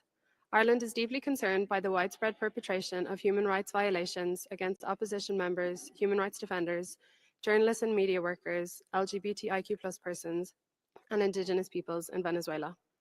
The continued censorship and repression of dissenting voices is deeply concerning, particularly in the lead up to, during, and following the 2024 presidential elections, as documented in the FFM's report. We urgently call for the creation and maintenance of a safe and enabling civil society space in which civil society organizations can operate free from harassment, intimidation, threat, or reprisals. Ireland strongly condemns the reported acts of torture, including sexual and gender-based violence, and deaths of detainees in state custody. We reiterate the mission's call on the authorities for the immediate and unconditional release of arbitrarily detained prisoners, including those arrested before the electoral period, and for the provision of adequate and timely medical care to all detainees. We urge the authorities to thoroughly investigate all human rights violations and abuses and hold those responsible to account. Ireland remains fully supportive of efforts to facilitate a Venezuelan-led dialogue to restore democracy and rule of law, respecting the will of the Venezuelan people. Ms. Valinas, what steps can the international community take to support civil society actors and victims of this protracted human rights crisis? Thank you. Merci, je donne la parole. Thank you. I call on distinguished representative of Japan. Thank you, Mr. President. We remain concerned about the human rights situation in Venezuela. In this regard, Japan appreciates the efforts made by OCHR to continue its engagement in in Venezuela under challenging circumstances. At the same time, we expect to see the prompt return of all OHCHR personnel to the country and expeditious conclusion of the new memorandum of understanding between OHCHR and the Venezuelan government. Japan has repeatedly expressed its concern over arbitrary detention by the Venezuelan authorities. While we welcome the release of some detainees, we remain concerned by reports from OHCHR pointing to continued arbitrary detention and enforced disappearance. Japan continues to call for the release of all arbitrarily detained individuals, including foreign nationals. Japan is also concerned about the consequences of the Act on the Control, Regularization, Operations and Financing of Non-Governmental and Related Organizations and calls for the Venezuelan government to preserve space for civil society. We continue to urge the Venezuelan authorities to address the human rights situation in the country in a manner that reflects the will of the Venezuelan people. I thank you. Merci. Thank you. I call on distinguished representative of Ethiopia. Thank you, Mr. President. Ethiopia's position is grounded in the principles of respect for sovereignty, non-interference in the internal affairs of states, and the promotion of peaceful dialogue and cooperation while addressing human rights challenges globally. We firmly believe that any action in this regard must be based on a balanced, impartial, and objective approach, free from double standards and politicization. Ethiopia maintains that country-specific mechanisms established without the consent of the state concerned are counterproductive. Such approaches undermine trust, politicize the Council's work, and hinder meaningful cooperation.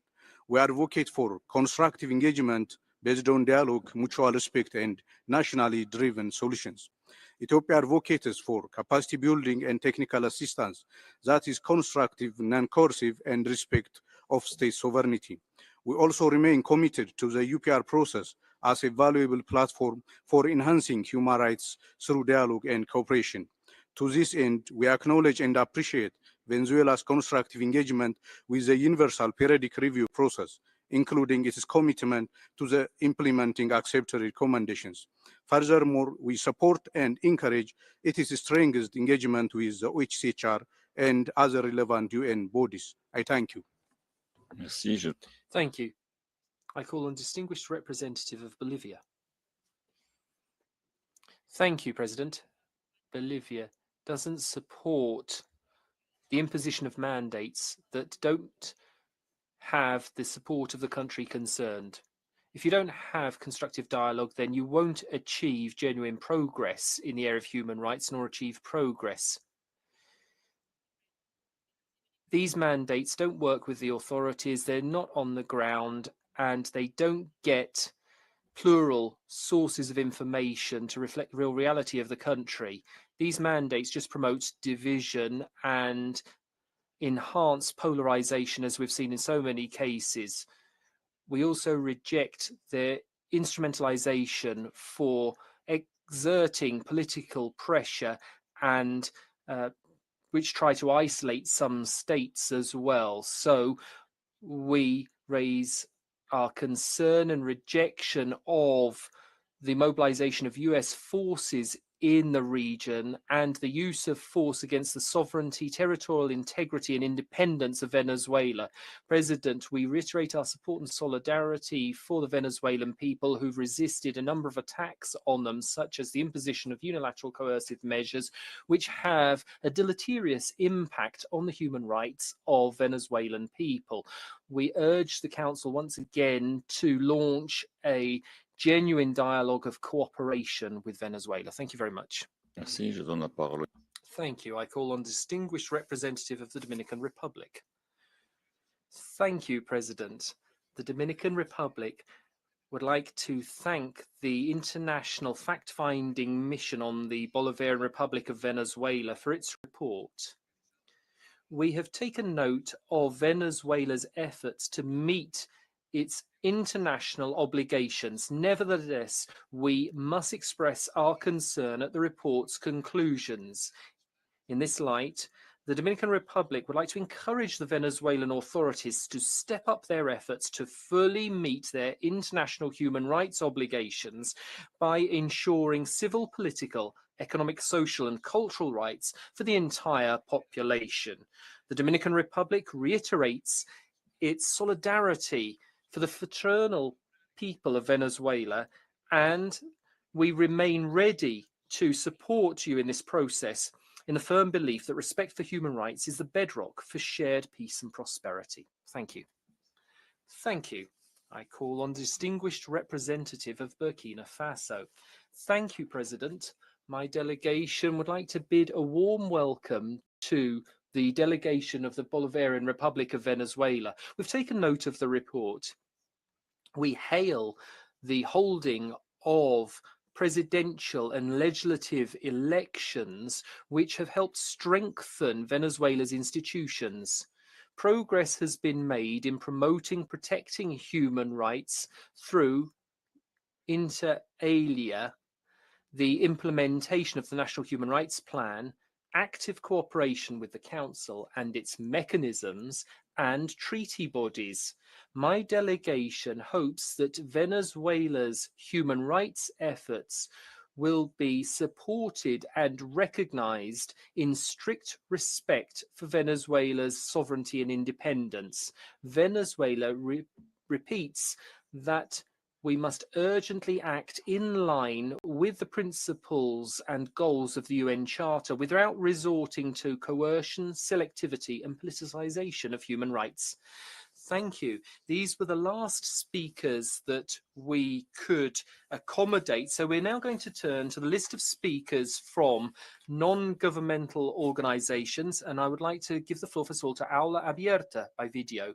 Thank you. I speak as a survivor of a clandestine torture center in Venezuela reported by this fact-finding mission. Today, we've recorded at least 70 people who are seriously ill in prison.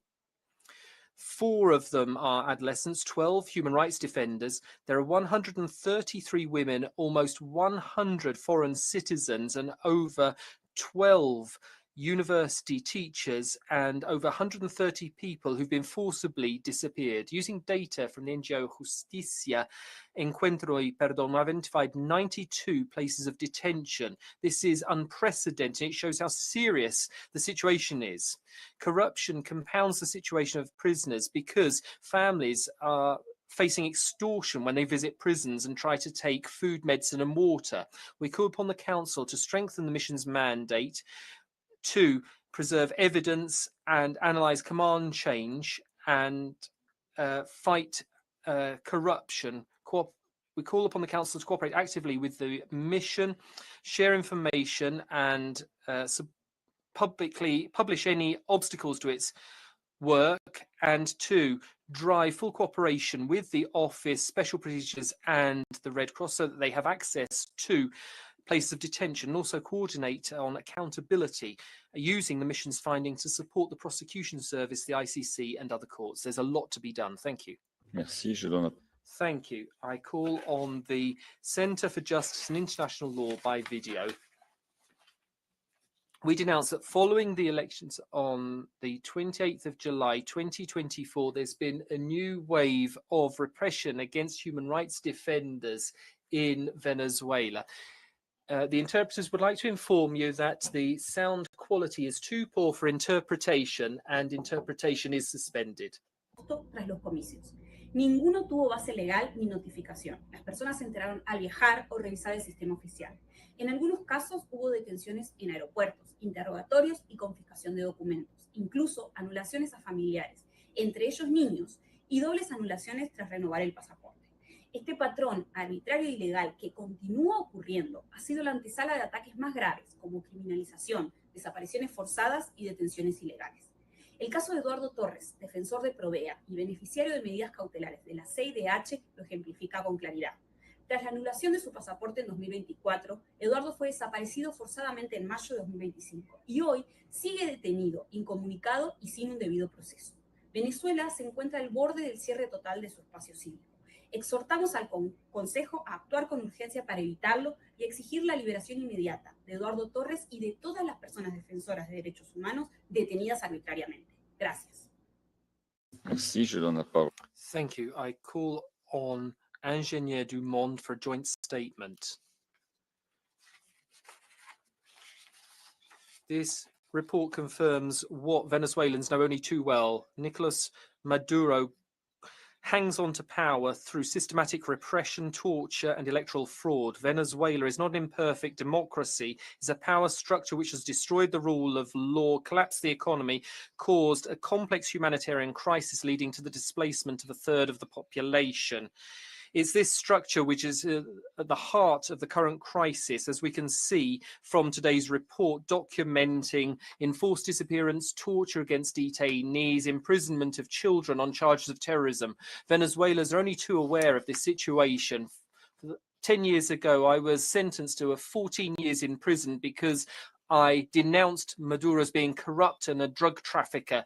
And this is what has been proven by this report. Let's be clear, Venezuela has a political problem and a problem with organized crime. In 2020, the United Nations recognized that there was a cartel. It's not just a clandestine outfit, it's a state which is drug trafficking and which is extorting people and money laundering. Venezuela's president has gripped to power through the support of Russia, China, Iran, and Cuba. Even though Edmundo Gonzalez won the elections, we must call on the Council to support a democratic transition. Thank you. And I call on the next speaker, which is Aste Oyer. President, I come to this council representing Aste Oyer.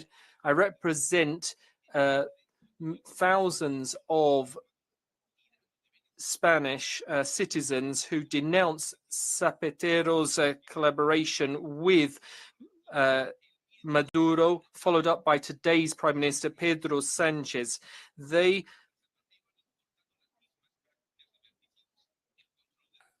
have been importing the same policies of Maduro, attacking dissidents and killing freedom. And the net around Sanchez is tightening. He and his family are accused of corruption.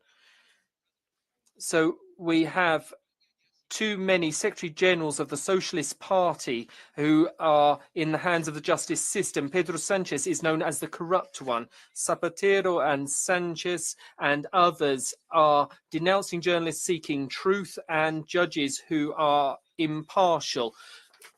Spaniards are not going to put up with this. They've had to flee because of accusations against them. So we must make sure this network linking Spain and Venezuelan leaders be investigated. There are those also who have failed to defend freedom, and they're part of the problem. I invite you constantly to refer to governments and members of government in a language that is usually used in the UN context, a language that is respectful, and also to focus your contributions and interventions on the issues on the agenda. Excellencies, Excellencies, distinguished colleagues, that brings us to the end of this meeting, and we will meet again at 3 p.m. to continue the interactive dialogue with the fact-finding mission on the Bolivarian Republic of Venezuela and start the interactive dialogue with the Special Rapporteur on the Russian Federations, followed by the interactive dialogue on the report of the High Commissioner on the human rights situation in the Democratic People's Republic of Korea. That brings this meeting of the Human Rights Council to an end. Have a pleasant lunch.